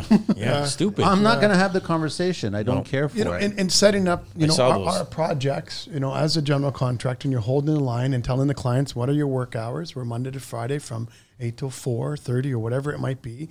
Weekends would be extra and only if they're necessary. And once you set up, then establish that, the door is open for the trades. Yeah. Like if my site guy is opening the door, they will be there at 7 o'clock, like we said, or whatever the time is arranged to open the house for the client or for the team to work, whether there are subs or in-house people, and that's when they're supposed to be there. No questions asked. Well, look at a single work day, okay? I'll break it down. But you would either load your material the night before so that you can get to the site for 6:30 or 7, tools rolling at 7 or 8, depending on what your restrictions are for the community that you're working in. Yep. And then work until 4 or 5 o'clock, put in a solid day. You're not off those tools for that 8, 9, 10 hours, whatever you want to do. Now it's, okay, well, let's show up to the shop at 8. Let's have a coffee. Let's go to the supplier. We'll pick up what we got to pick up. Now you're rolling into the site at 10:30. Your tools are set up and your saws are going at 11. And you want to leave at 4 to beat traffic. Now it's taking you 2 fucking days to what you could have did in 1. Yes. Oh, shit. Yeah. Yes. You're ruining my timeline and my deadlines on my job site, and you're cutting your yearly salary in half because you could have taken on 10 more projects that year. True. Yep. And it's also guiding them, the new ones that are coming in, like, buy your stuff the night before. So I'll ask my guys on a little sheet or at the end of their daily logs, what do you need for tomorrow? So it could be set up. And if they need to go, they go to the shop, they'll grab what we have in inventory, and then they'll head to the site. Yeah. So they're earlier, so they can still be there. But then the mentality is what Manny just said is, well, you expect me to be there for free. What free? Yeah. You're working efficiently. Yes. And that's, and that's... You're beating traffic. You're not stuck on the highway for an hour. That's my biggest preaching point is take the extra 10, half hour, whatever it is, the day of, like, stay a little bit longer, like, to your benefit, so you can plan for the next day. Yeah. Plan for the next day. Get the things that you need. Have the things that you need. That next day is going to be shorter because of this. Absolutely. That's a fact. Absolutely. And it's everyone's point. You beat traffic. Yep. Like you work more efficiently, happier, stress-free. This is why I like commercial jobs too. As you guys know, we can start at 6. Yeah. Some of the building rules, there's one project we did down in Queens Quay. They could only do demolition between 7 a.m. and 9. 2 hours? 2 hours of demo. It went on for like 3 months. We 70 guys in there with jackhammers. What was the reason why not residential? We did one like that, Manny, where it's like, so first of all, we needed a week's notice, and it could only be done anytime after 7 p.m. So in a lot of cases, there were instances that I would have to pull my guys 7 p.m. on a weekend because those were the only times that were allowed. I'm so glad. And you're renegotiating with your team, and hey, guys, we got a nighttime job. And I'm so glad that Toronto just wants to get rid of all the roads and just make it all the utopia of greenery. And like, who's going to maintain the infrastructure that's going to fall apart? Yeah. We're all going to have electric cars, and we're all going to like it. I want to ask you guys, what the generators in the back, right? The one thing that you guys would change differently that you did on your first big job, that you would do it differently knowing that you have the experience today? I wish I would have had like a company cam or builder trend on, and just taking photos of everything, videos. That mistake there probably cost me 20 or 30,000 on like my first really big job that I ever did, was just not having the photos and correspondence, documentation, and just all that. Yeah. That'd be mine. Well, understanding where I was when I started, I can't turn time backwards. That's fun and nice as it would be. The one thing that would have been feasible at the time, that I wish I had, was more mentorship. yeah. Because there's a lot of unnecessary mistakes that we make that could have been avoided with the proper guidance. Unfortunately, a lot of the people surrounding me when I was starting, they weren't very keen to help anybody out. I am of the mindset, however, not to get philosophical here, but there was this poem that I live by. I live by this poem. Unknown author is, I only remember the one portion that pertains to me, or that's sort of my mantra, is that if I didn't make the mistakes that I've made, if I didn't hurt the people that I've hurt, I wouldn't be the person that I am today. So therefore, I have no regrets. Nice. So I'm of the mindset, I tend not to look back unless it's to teach somebody or unless it's to see how far I've come. But I don't dwell too much on what's necessary the to milk your, that's been spilled. Well, I'm planning a bunch of new shows that I'm That's still great. trying to get on the hunt for, and I'm hoping that I can get Jim on the show for the first one, a new show called In With the Old.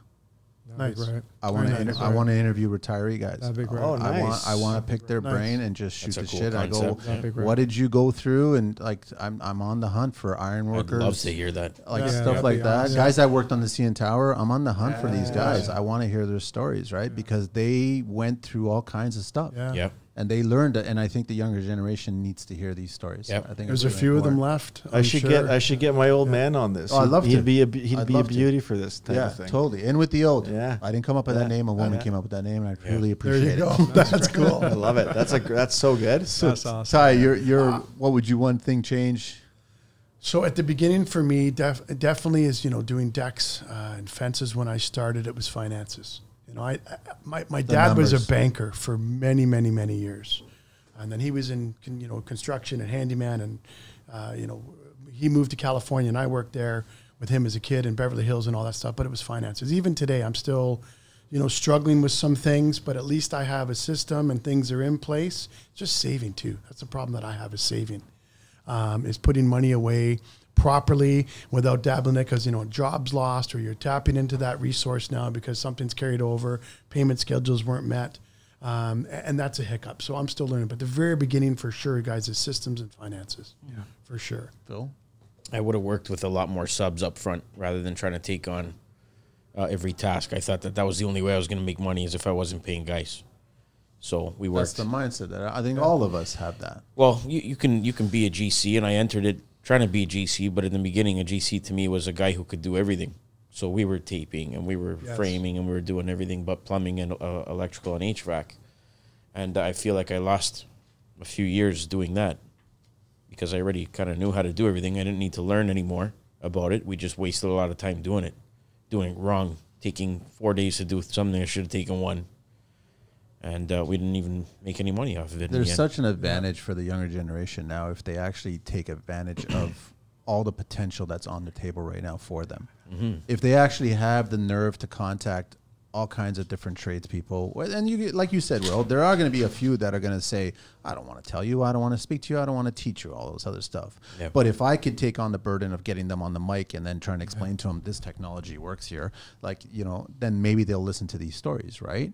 And then they have such an advantage that we never had. Like that's just, like, imagine if you had it at the beginning. I look at this show when I do this show 14 years ago when I got started. If I had a show like this and I was listening to it, the amount of mistakes I would not have avoided. But then you can't regret it because, like to your poem, it's exactly true. I'm not the person that I am today if I didn't go through all that crap. Yeah. 100%. We learn from everything we've Yeah. done, and I'm a sponge. Like I really am. I really absorb. I like to listen. This meeting's been fantastic for me. I'm absorbing amazing. tons. I forgot my notebook, but You can write on the table. it's all good. But I think if we continue to do that, and again, let the younger generations know you can't stop learning. You don't know it all. I don't know it all. Get yourself in a good room with some good people that are going to teach you, and be humble at some stuff, and you're only going to do better. What's that saying? It's not about the destination, it's about the journey. Journey. And it's like sometimes having those lashes on your back allow you to connect with people, because us having similar, like in different aspects of our industry, and like again, this is the first time that I've met with this group here other than you, Manny, but yet there's that kindred connection because we've all suffered the same lashes. And one of those things, experience and whatever happens to you in life are some of those things that you can't fake in life. If I look at you in your eye and I tell you, I know what that feels like. Yes. You know if I'm bullshitting or not, because you can feel it. And that's what I mean. Like, you can't, unfortunately, negative things will happen, but that's the brotherhood and that's the sisterhood, right? Yeah. That's being a part of this collaborative, right? Yeah. Like, we get it. And I always said that you can always meet somebody and within 2 seconds, what they're capable of or what they've been through. Yeah. You just, in construction, Absolutely. So they can't fake it. You can try. Yeah. And, and I guess, to that point, Manny, my exaltation to anyone listening out there, if anything else, I feel like for me personally, this room's been very healing in the sense that, we all suffer the same hardships. For those of you that may be listening, tough times may be ahead, given the state of the economy. So, just know, everyone listening, you are not alone. If you're having financial problems, you're not the first and you're not going to be the last. If you messed up on a job, you're not the first, you're not going to be the last. And back to everything else is wear everything with pride, but know that you are not alone. Yeah, that's fantastic advice, and don't be afraid to make those calls. Yes. Seek help. And if you have to make those difficult calls, make them. Because anything holding you back is just going to make it worse the next day. So you have to hit it head on. You got to get through those. Problems only get bigger with time. It only gets bigger with time. Answer That's the right. phone, right? Answer the phone from the clients, answer the phone from the subs, answer from the suppliers, and vice versa too. 100%. Right? Because I did notice over the COVID years that suppliers were definitely like, write the voicemail, man. I get that you guys were making a lot of money and everything was all good. $95 for half-inch plywood. But it's just like, come on. Like, you still got to understand that we weren't doing the same kind of coins, right? Like that's not what was happening. And then back to the point about, I know we've spoken not necessarily negatively about the industry, and I'm not trying to deter any young person trying to get into the industry, is I truly believe that they are going to build a better mousetrap. And they will get into this industry like how you have coming into it and you learn from it, and everybody has. I mean, coming into it and you come up with ideas and you build something better and you're more efficient, but you have to take the pain sometimes. Yeah. It's the only way that you're going to resolve how to figure out a problem. And give you resiliency. Yes. If it's just handed to you, here it is, like, what are you going to build? You're not going to build anything amazing. You really need to take the pain, and then you'll build something amazing from it. And that's all we are, is problem solvers. Yeah, that's a GC's job, right?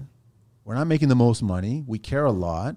We believe in the industry. We want to educate. We want to teach. We want to pass it down. We want to leave a legacy. There's so many things that we want to do. The one thing that we don't want to do is screw anybody over.